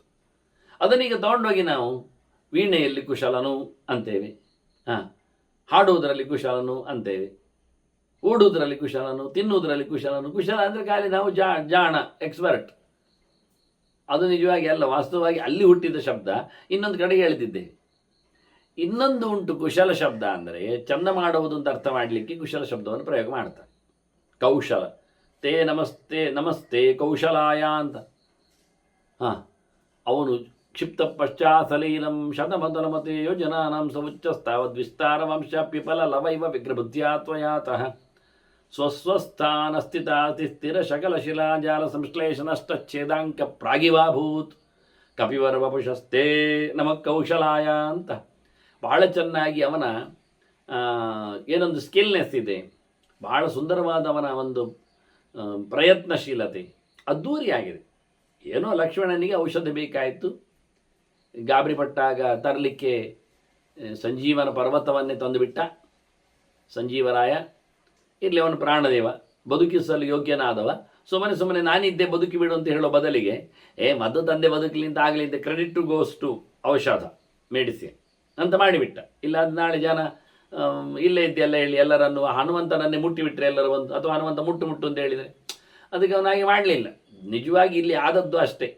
ನೀವೊಂದು ಸ್ವಲ್ಪ ಗಮನಿಸಿ, ಆ ಪರ್ವತ ಬಂದಾಗ ಅಲ್ಲಿನ ಔಷಧದ ಗಾಳಿ ತಾಗಿಯೇ ಲಕ್ಷ್ಮಣ ಕಪಿಗಳೆಲ್ಲ ಎಚ್ಚೆತ್ತವು, ಮೇಲೆ ಎದ್ದವು, ಶಬ್ದ ಮಾಡಿದವು ಅಂತ ಕೇಳ್ತೀವಿ ನಾವು ಕಥೆಯಲ್ಲಿ. ಮತ್ತೇನು ಅಪ್ಲೈ ಮಾಡಿದ್ದುಂಟ ಅಲ್ಲಿ ಯಾರಾದರೂ? ಅವನು ಮದ್ದನ್ನು ತೆಗೆದ, ಅರೆದು ನಿಂತ, ಅದನ್ನು ಮತ್ತೆ ಕಾಯಿಸಿದ, ಅದಕ್ಕೆ ಎಣ್ಣೆ ಸೇರಿಸಿ ಮುಲ ಮಾಡಿದ, ಹಚ್ಚಿದ, ಎಲ್ಲಿ ಅದು ಬಂತ? ಇಲ್ಲೇ ಇಲ್ಲ, ಖಾಲಿ. ಹಾಗಾಗಿ ಏನಾಯಿತು, ಅದರ ಘಾಟಿಗೆ, ವಾಸನೆಗೆ, ಮದ್ದಿನ ಪರಿಮಳಕ್ಕೆ, ಅದರ ಗಾಳಿಗೆ ಇವರಿಗೆಲ್ಲ ಬೇಕಾದಂಥ ಟ್ರೀಟ್ಮೆಂಟ್ ಆಯಿತು, ಚಿಕಿತ್ಸೆ ಆಯಿತು ಅಂತ. ಅಷ್ಟು ಸ್ಟ್ರಾಂಗ್ ಅದು. ಮೂಸಿದ್ರೆ ಸಾಕು. ನಾವೀಗ ಅಮೃತಾಂಜನ ಎಲ್ಲ ಮೂಸುವುದಲ್ವ ಕೆಲವೊಮ್ಮೆ, ಒಳ್ಳೆಮೆಣಸು ಅಂದರೆ ಕಾಳೆಮೆಣಸು, ಶುಂಠಿ ಎಲ್ಲ ಮೂಸಿದರೆ ಇಂಗು ಮೂಸುವುದು. ಹಾಗೆ ಖಾಲಿ ಆಘ್ರಾಣದಿಂದಲೇ ಕೆಲವೆಲ್ಲ ರೋಗ ಪರಿಹಾರಕ್ಕೆ, ಶೀತ ಹೋಗ್ಲಿಕ್ಕೆಲ್ಲ ಮಾಡ್ತಾರೆ, ಹೊಟ್ಟೆ ತಲೆನೋವೆಲ್ಲ ನಿವೃತ್ತಿ ಆಗಲಿಕ್ಕೆಲ್ಲ. ಅದರಂತೆ ಲಿಂಬೆಹಣ್ಣು ಮೂಸ್ತಾರೆ ಕೆಲವರು, ತಲೆ ಸುತ್ತು ನಿಲ್ತದೆ ಅವರಿಗೆ, ಕುಡಿಬೇಕು ತಿನ್ನಬೇಕು ಶರ್ಬತ್ ಮಾಡಿದ್ದಿಲ್ಲ. ಹಾಗೆ ಸಂಜೀವನ ಗಾಳಿಯಿಂದ ಅಂದ್ರೇನರ್ಥ? ಗಾಳಿ ಪ್ರಾಣನೇ ಅಲ್ವಾ, ಮತ್ತೆಂದದು? ವಾಸ್ತವವಾಗಿ ಅವನೇ ಮೂಗಿನೊಳಗೆ ಹೋದದ್ದು, ಅದೇ ಗಾಳಿಯನ್ನು ತಗೊಂಡೋಗಿ ಅವನೇ ಔಷಧ ಟ್ರೀಟ್ಮೆಂಟ್. ಹಾಗೆ ಪ್ರಾಣತತ್ವ ಗಾಳಿ ರೂಪದಲ್ಲಿದ್ದಾನೆ. ಅವನು ಸ್ಟ್ರಾಂಗ್ ಆಗಿ ಆ ಗಾಳಿಯನ್ನು ಹಿಂಡಿ ಎಲ್ಲೆದು ತಂದು ಮದ್ದಿನ ಘಾಟನ್ನು ಉಳಿದವರ ಮೂಗಿನೊಳಗೆ ತಳ್ಳಿ ಮೇಲೆಪಿಸಿದ್ದು. ಇದೆಲ್ಲ ಯಾರು ಹೇಳಬೇಕು ನಮಗೆ? ಇಷ್ಟಾಗಿ ಅವನು ಗೌಜಿ ನೋಡಿ ಅಂದರೆ ಆ ಪರ್ವತದ ಕೆಲಸ ಮುಗಿಯಿತು, ಇಲ್ಲಿ ಕಪಿಗಳು ಎದ್ದವು, ಮತ್ತು ಇಲ್ಲಿ ಯಾಕೆ ಸುಮ್ಮನೆ, ಮತ್ತು ಇಲ್ಲಿರುವ ಸುಮ್ಮನೆ ಯಾಕೆ ಇರಲಿ ಇದ್ದರೆ ಈಗ ರಾವಣನ ಸೈನ್ಯದವರಿಗೆಲ್ಲ ಅದರ ಘಾಟು ಬರ್ತದೆ. ಇಲ್ಲಾದರೂ ಅವರು ತಗೊಂಡೋಗಿ ಯಾರು ಮತ್ತೆ ಮದ್ದು ಮಾಡ್ತಾರೆ, ಮತ್ತು ಅವರು ಬದುಕಿ ಯಾರು? ಅದು ಸತ್ಯ. ಅದು ಮಾತ್ರ ಅಲ್ಲ, ಮತ್ತೆ ಈ ಮನುಷ್ಯ ಲೋಕದವರೆಲ್ಲ ಹೊತ್ಕೊಂಡು ಹೋಗ್ತಾರೆ, ಅವರೊಂದು ಚೂರು ಬಿಡುವುದಿಲ್ಲ, ಮತ್ತೆ ಪೇಟೆಂಟ್ ಶುರು ಮಾಡ್ತಾರೆ, ಇದು ನಮಗೆ ನಮ್ಮದೇ ಅಂತ, ನಾವೇ ಕಂಡದ್ದು ನಮಗೆ ಬೇಕು ಅಂತ. ಹೀಗಾಗಿ ಯಾವುದು ಬೇಡ ಅಂತೇಳಿ ವಾಪಸ್ ಮತ್ತೆ ಅಲ್ಲಿಗೆ ಇಡುವ ಯೋಚನೆ ಹೋಗಿ ಬರುವಷ್ಟು ಪುರುಸೊತ್ತಿಲ್ಲ. ರಾಮನ ಸೇವೆ ಇಲ್ಲಿಂದಲೇ ಎಸೆದು ಬಿಟ್ಟ, ಹೋಗಿ ಅಲ್ಲೇ ಕೂತ್ಕೊಳ್ಬೇಕದು. ಎಲ್ಲಿ ತೆಗೆದದ್ದಲ್ಲಿ, ಕಿತ್ತದ್ದೆಲ್ಲಿ ಅಂತ ಗೊತ್ತಾಗದಾಗೆ, ಅಚ್ಚು ಗೊತ್ತಾಗದ ರೀತಿಯಲ್ಲಿ ಇಟ್ಟಂತೆ ಸೇಮ್ ಪ್ಲೇಸಲ್ಲಿ. ಹಾಗೆ ನಷ್ಟಚ್ಛೇದಾಂಕ ಅಂತ ಎತ್ತಿದ ಅಚ್ಚು ಅಲ್ಲಿತ್ತು, ಆ ಅಚ್ಚಿಗೆ ಗಚಕ್ಕೆ ಹೋಗಿ ಕೊಳ್ಳಿರಿಸಿದ್ದಾನೆ. ಇದು ನಿಜವಾಗಿ ಅವನ ವೈಭವ, ಇದು ಅವನ ನಿಜವಾದ ಬಲ. ಇದನ್ನು ಹೇಳಿದುತ್ತೆ ನಮ್ಮ ಕೌಶಲ ಹೇಳಿದದಕ್ಕೆ ಅದ್ಭುತ ಮಾರಾಯ. ಅಚ್ಚು ತೆಗೆದದ್ದು ಜಾಗಕ್ಕೆ ಹೋಗಿ ಗಚಕ್ಕನೆ ಹೋಗಿ ಕೂತಿತ್ತಲ್ಲ ಮಾರಾಯರು. ಒಮ್ಮೆ ತೆಗೆದದ್ದಿನ್ನೊಮ್ಮೆ ನಮಗೆ ಇಡ್ಲಿಕ್ಕೆ ಅಲ್ಲಿ ಬರುವುದಿಲ್ಲ ಅಂತ ಪ್ರೆಸ್ ಮಾಡಿ ಇಟ್ಟಿದ್ದೆಲ್ಲ ನೀನು, ಖುಷಿಯಾಗಿದೆ ಅಂದ್ಬಿಟ್ಟು. ಅದಕ್ಕೂ ಮೊದಲು ಏನು ಕೇಳಿದರೆ, ಪ್ರಕೃತಿಯ ಮೇಲಿರತಕ್ಕಂಥ, ಅಂದರೆ ಪ್ರಕೃತಿ ಅಂದರೆ ಮಾತೆ ಅಂತ ಒಂದು ಆತ್ಮೀಯತೆ ಹನುಮಂತನದ್ದು. ಯಾವುದನ್ನು ಕಿತ್ತು ತೆಗಿಬಾರದು. ಬೆಟ್ಟದ ಕೋಡಿ ಇರಲಿ, ಮರದ ಕಡ್ಡಿ ಇರಲಿ, ಅದು ಪ್ರಕೃತಿಯಲ್ಲಿ ಬಂದದ್ದು, ಪ್ರಕೃತಿಯಲ್ಲಿ ಬೆಳೆದು ಇರಬೇಕು. ಎಂಥ ಪ್ರಾಣಿ ಭಯಂಕರಗಳೆಲ್ಲ ಇದ್ದವು ಆ ಬೆಟ್ಟದಲ್ಲಿ, ಕೋಡಿನಲ್ಲಿ, ಅಳಿಯಲ್ಲಿ, ಎಲ್ಲಕ್ಕೂ ಅನುಕೂಲ ಆಗಲಿ ಹೇಳಿಕೊಂಡು ಜೀವಜಾತಗಳಿಗೆ. ಇದು ಪ್ರಧಾನ, ಇದು ಕೌಶಲ ಅಂತ. ಹಾಗೆ ಮಧ್ವವಿಜಯದಲ್ಲಿ ಒಂದು ಮಾತು ಬರ್ತದೆ, ಕುಶಲಿನಂ ಕುಶಲೀಕೃತ ಶೀರ್ಷಕಂ ಅಂತ.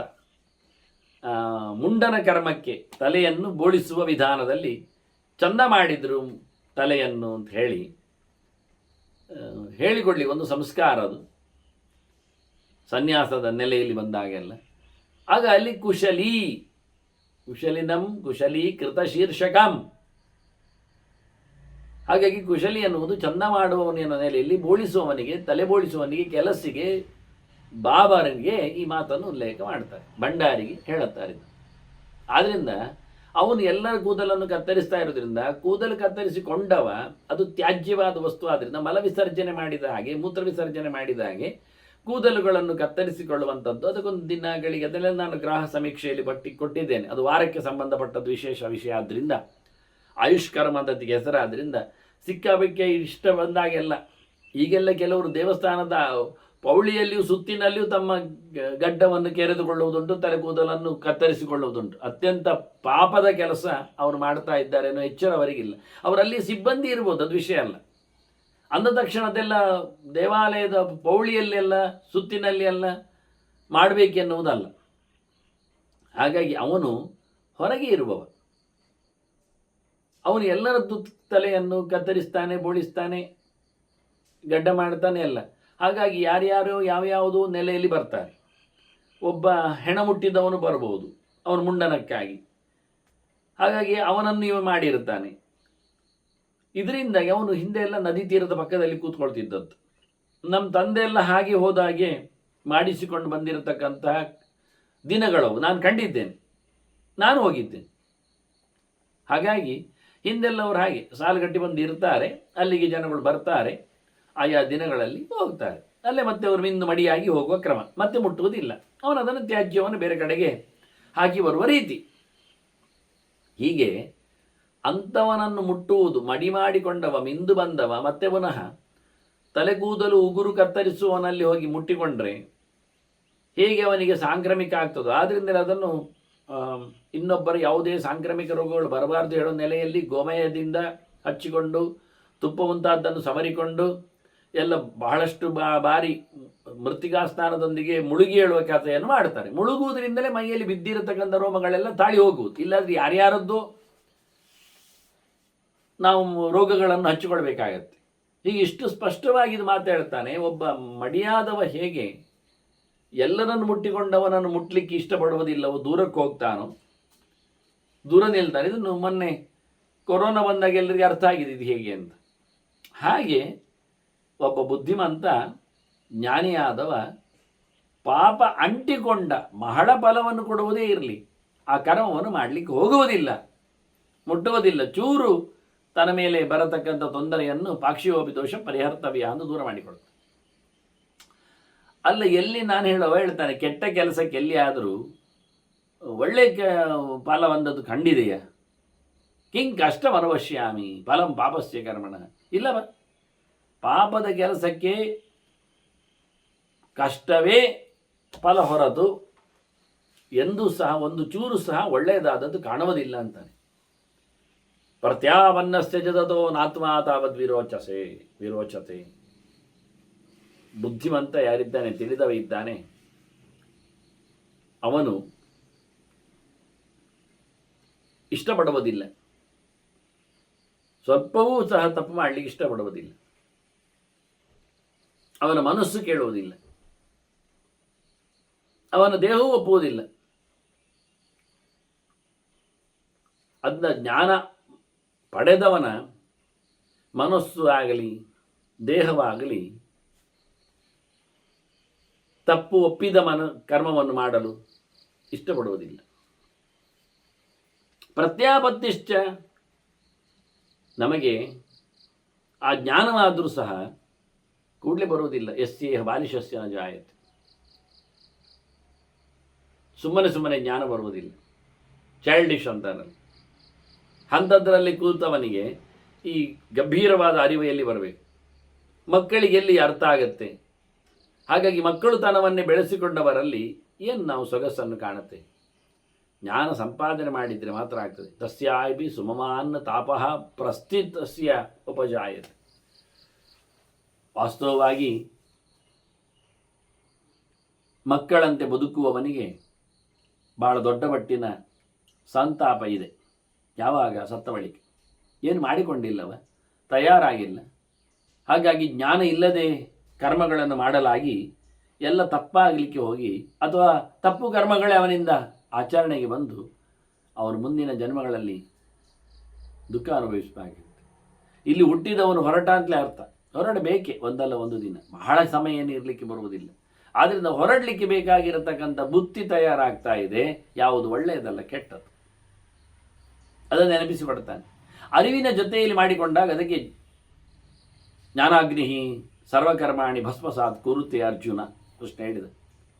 ಅರಿವಿನ ಬೆಂಕಿದ್ದರೆ ಮಾತ್ರವೇ ಮಾಡಿದ ಕೆಲಸಗಳು ಭಸ್ಮ ಆಗ್ತವೆ, ಇಲ್ಲ ಆದರೆ ಇಲ್ಲ. ಹಾಗಾಗಿ ಅರಿವು ಪ್ರಧಾನವಾಗಿರಬೇಕು ಅಂತ. ವಿರಕ್ತಂ ಶೋಧ್ಯತೆ ವಸ್ತ್ರ ನೋಡಿ ಅಂತ ನತು ಕೃಷ್ಣೋಪಸಂಹಿತ. ಕೊಳೆ ಹಿಡಿದದ್ದನ್ನು ತೆಗಿಲಿಕ್ಕೆ ಬರ್ತದೆ, ಕಪ್ಪು ಬಣ್ಣವನ್ನು ತೆಗಿಲಿಕ್ಕೆ ಆಗ್ತದ ಅಂತಾನೆ. ಬಟ್ಟೆ ಯೋಚನೆ ಮಾಡಿ ಅಂತಾನೆ. ಕೆಂಪು ತಾಗಿದರೆ ಅಂದರೆ ರಜಸ್ಸು, ಕೆಂಪು ತಾಗಿದರೆ, ಮಣ್ಣು ತಾಗಿದರೆ ತೆಗಿಬೋದು ಮಣ್ಣನ್ನು ಬಟ್ಟೆಗೆ. ಆದರೆ ಬಟ್ಟೆ ಕಪ್ಪಾಗಿದೆ ತೆಗಿಲ್ಲ ಅಂದರೆ ಅದು ಹೇಗೆ ಮಾರೇರೆ, ಬಟ್ಟೆ ಕಪ್ಪಾಗಿದೆ ಅಲ್ಲ. ಅದರಿಂದ ತಮಸ್ಸು, ರಜಸ್ಸು ತಮಸ್ಸು ಸತ್ವಕ್ಕೆ ಅಂಟಿಕೊಂಡಾಗ ಸತ್ವಕ್ಕೆ ರಜಸ್ಸು ತೆಗಿಲಿಕ್ಕೆ ಬರ್ತದೆ, ಸತ್ವಕ್ಕೆ ಕಪ್ಪು ಗೊತ್ತಾಗುವುದಿಲ್ಲ ತೆಗಿಲಿಕ್ಕೆ ಅಂತಾನೆ. ಯಾಕೆ? ಸತ್ವವನ್ನು ಕಪ್ಪು ಮಾಡಿಬಿಡ್ತದೆ. ಇದು ವಿಶೇಷ, ಬಹಳ ಕಷ್ಟ ಅಂತ 3 ಬಣ್ಣದಲ್ಲಿ. ಹಾಗಾಗಿ ಸಾತ್ವಿಕನಾದವನಿಗೆ ರಾಜಸದ ಗಾಳಿ ಬೀಸಿದರೆ ಅವನನ್ನು ತಿಳಿಗೊಳಿಸುವುದು ಸುಲಭ.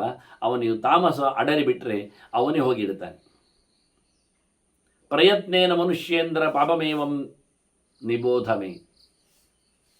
ಆದ್ದರಿಂದ ಹೇಗೆ ಬಹಳ ಪ್ರಯತ್ನ ಪಟ್ಟಾಗ ಕೆಂಪು ತೆಗಿಬಹುದು, ಧೂಳು ತೆಗಿಬಹುದು, ಮಣ್ಣು ತೆಗಿಬಹುದು.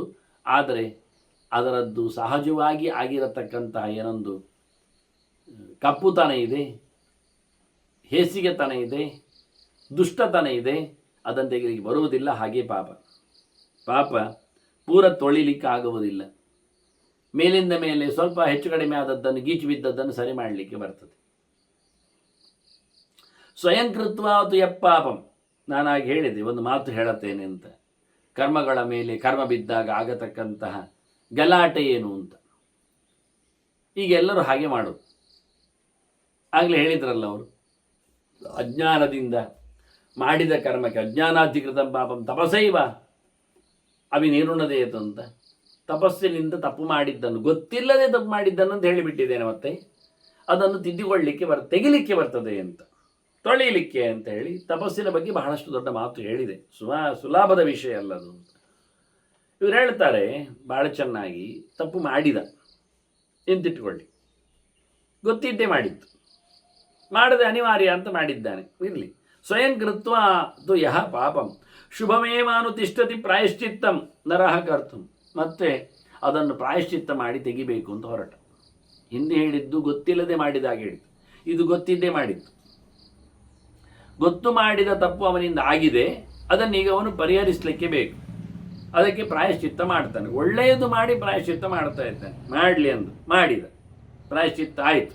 ಅವ್ರು ಹೇಳಿದ್ದಲ್ಲ, ವಿಶ್ವರೂಪನನ್ನು ಸಂಹಾರ ಮಾಡಿದಾಗಲೂ ವೃತ್ರಹತ್ಯೆ ನಂತರದಲ್ಲಿಯೂ ನಮಗೆ ಅಶ್ವಮೇಧ ಯಾಗ ಮಾಡಿದ ಇಂದ್ರನ ಕಥೆ ಕೇಳಿದ್ದೇವೆ. ಅದು ಗೊತ್ತಿದ್ದೇ ಸಂಹಾರ ಮಾಡಿದ್ದು. ವೃತ್ರನ್ನು ಕೊಲ್ತೇನೆ ಅಂತಲೇ ಕೊಂದದ್ದು, ತನ್ನಷ್ಟಕ್ಕೆ ವೃತ್ರ ಸತ್ತದ್ದಲ್ಲ.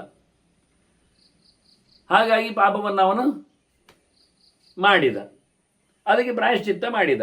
ಏನಾಯ್ತು ಈಗ? ತೊಳೆದೋಯ್ತು ಅಂತ ಹೇಳೋದಾ? ವೃತ್ರನನ್ನು ಹತ್ಯೆ ಮಾಡಿದ್ದು, ವಿಶ್ವರೂಪನನ್ನು ಕೊಂದು ಹಾಕಿದ್ದು, ಅದು ಬಿಟ್ಟೋಯ್ತು. ನಾನು ಉದಾಹರಣೆ ಕೊಟ್ಟದ್ದು. ಈ ಉದಾಹರಣೆಯನ್ನು ಮತ್ತೆ ನಾನು ಅನಲೈಸ್ ಮಾಡ್ತೇನೆ, ಚಿಂತನೆಗೆ ತರ್ತೇನೆ. ಏನಾಯಿತು ಕೇಳಿದರೆ ಇಲ್ಲ ಅಂತಾರವ್ರು.